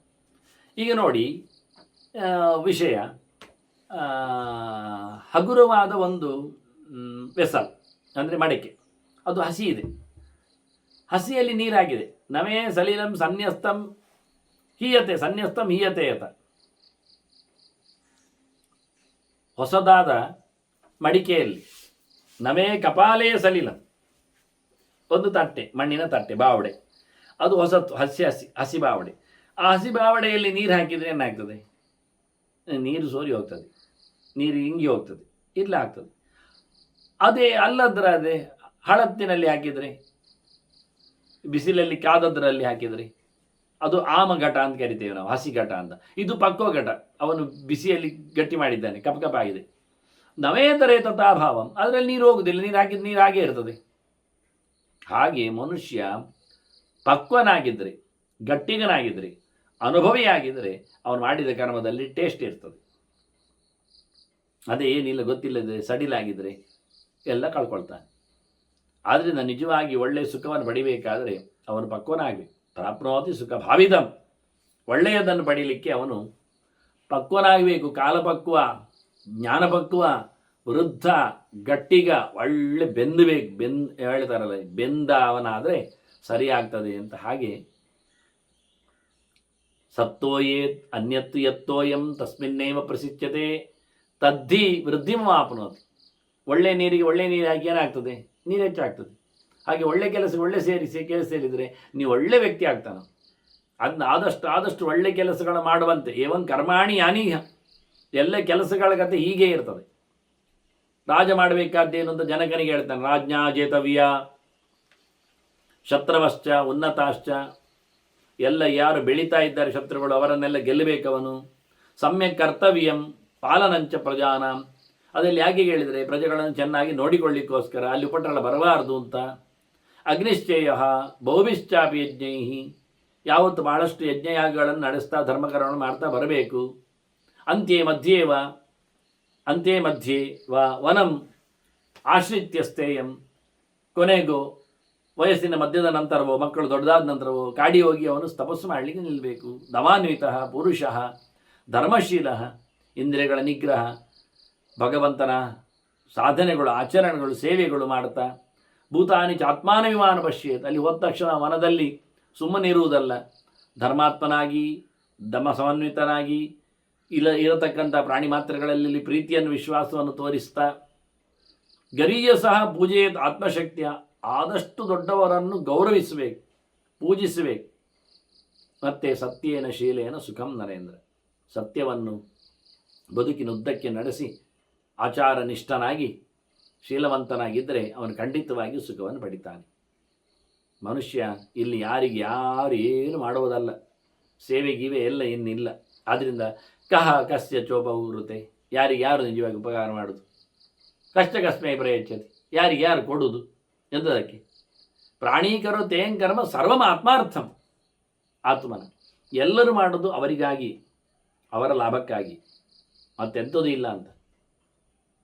ಎಲ್ಲಿ ನಿಜವಾಗಿ ನಮಗೆ ಒಳಿತಿಲ್ಲ ಅಲ್ಲಿ ನಾವು ಇರಲಿಕ್ಕಿಲ್ಲ. ಗೌರವೇಣ ಪರಿತ್ಯಕ್ತಂ ನಿಸ್ನೇಹಂ ಪರಿವರ್ಜೆ, ಯಾರು ನಮ್ಮನ್ನು ಗೌರವಿಸುವುದಿಲ್ಲ, ಯಾರಿಗೆ ನಮ್ಮಲ್ಲಿ ಪ್ರೀತಿ ವಿಶ್ವಾಸ ಇಲ್ಲ ಅಂಥವರನ್ನು ಯಾವತ್ತೂ ಇಟ್ಕೊಳ್ಳಿಕ್ಕಿಲ್ಲ ನಾವು. ಅದು ಎಂಥದೇ ಇರಲಿ, ಅವನು ಬೇಕಾದರೆ ಹುಟ್ಟಿದವನೇ ಇರಲಿ, ಅಣ್ಣನೇ ಇರಲಿ, ಸೋದರ್ಯಂ ಭ್ರಾತರಮಪಿ ಅಂತಾನೆ. ಕಿಮುತಾನ್ಯಂ ಪೃಥಗ್ಜನಂ, ಬೇರೆಯವರನ್ನು ಬಿಡುವುದೆಂಥದ್ದು? ಅಣ್ಣನನ್ನು ಬಿಡುವುದರಲ್ಲಿ, ಹುಟ್ಟಿದವನು ಬಿಡುವುದರಲ್ಲಿಯೂ ತಪ್ಪಿಲ್ಲ, ಅವನು ನಮ್ಮ ಮೇಲೆ ಅಭಿಮಾನದಲ್ಲಿ ಇಲ್ಲದೇ ಇದ್ದರೆ, ಪ್ರೀತಿ ವಿಶ್ವಾಸ ತೋರಿಸದಿದ್ದರೆ ಅಂತ. ಎಷ್ಟು ಚೆನ್ನಾಗಿ ಮಾತನ್ನು ಹೇಳ್ತಾನೆ. ಯಾಕೆ ಧರ್ಮರಾಜನ ಹೇಳೋದು ಮುಖ್ಯವಾಗಿಲ್ಲ, ಇಲ್ಲಿ ಅವನು ಹೇಳಿದ ಜನಕನಿಗೆ ಪರಾಶರ, ಇಲ್ಲಿ ಧರ್ಮರಾಜನ ಹೇಳ್ತಾನೆ. ಅವನು ತಮ್ಮಂದಿರನ್ನೆಲ್ಲ ಕಳ್ಕೊಂಡ ಅಂತೆಲ್ಲ ಉಂಟಲ್ಲ, ಅದಕ್ಕೆ ಎಂಥದ್ದು ಮಾರಾಯ, ನೀನು ಹುಟ್ಟಿದವರಲ್ಲ, ಹುಟ್ಟಿದ ಕರ್ಣ ಇದ್ದಾನೆ, ಕರ್ಣೇನಲ್ಲ ಆಗಲು, ಕರ್ಣ ಸಾಯಲಿ, ದುರ್ಯೋಧನ ಸಾಯಲಿ, ಎಂಥದಕ್ಕೆ? ವಿಶ್ವಾಸ ಎಲ್ಲಿತ್ತು, ಪ್ರೀತಿಯಲ್ಲಿತ್ತು, ದ್ವೇಷ ಮಾಡುವ ಶತ್ರು ಎಂಥವನೇ ಆಗಲಿ ನಿರ್ನಾಮ ಆಗಲೇಬೇಕು ಅಂತ. ಹಾಗಾಗಿ ವಿಶಿಷ್ಟಾಶ್ಚ ತುಲ್ಯವು ದಾನ ಪ್ರತಿಗ್ರಹವು, ಕೊಡುವುದು ಪಡೆಯುವುದು ಉಂಟಲ್ಲ, ಇಲ್ಲಿಗೆ ತಾನೇ ಬಂದರು ಆ ಮಾತನ್ನು ಉಲ್ಲೇಖ ಮಾಡಿದ. ಎಲ್ಲರಿಗೂ ಎಲ್ಲ ಪ್ರಕಾರವಾಗಿ ಅಗ್ನಿಯಾದಿಗಳನ್ನು ಆರಾಧನೆ ಮಾಡ್ತಾ ಯಜ್ಞ ದಾನ ತಪಸ್ಸಿನ ಬಗ್ಗೆ ಮಾತಾಡಿದ್ರಿಂದ ದಾನದ ಬಗ್ಗೆ ಒಂದು ಪರಾಶರ ಮಾತಾಡ್ತಾರೆ. ಒಳ್ಳೆಯವರಿಗೆ ಒಳ್ಳೆಯವನೇ ಒಳ್ಳೆಯ ರೀತಿಯಲ್ಲಿ ಕೊಡಬೇಕಾಗ್ತದೆ ಅಂತಾನೆ. ಸಮ ಆಗಿರಬೇಕು.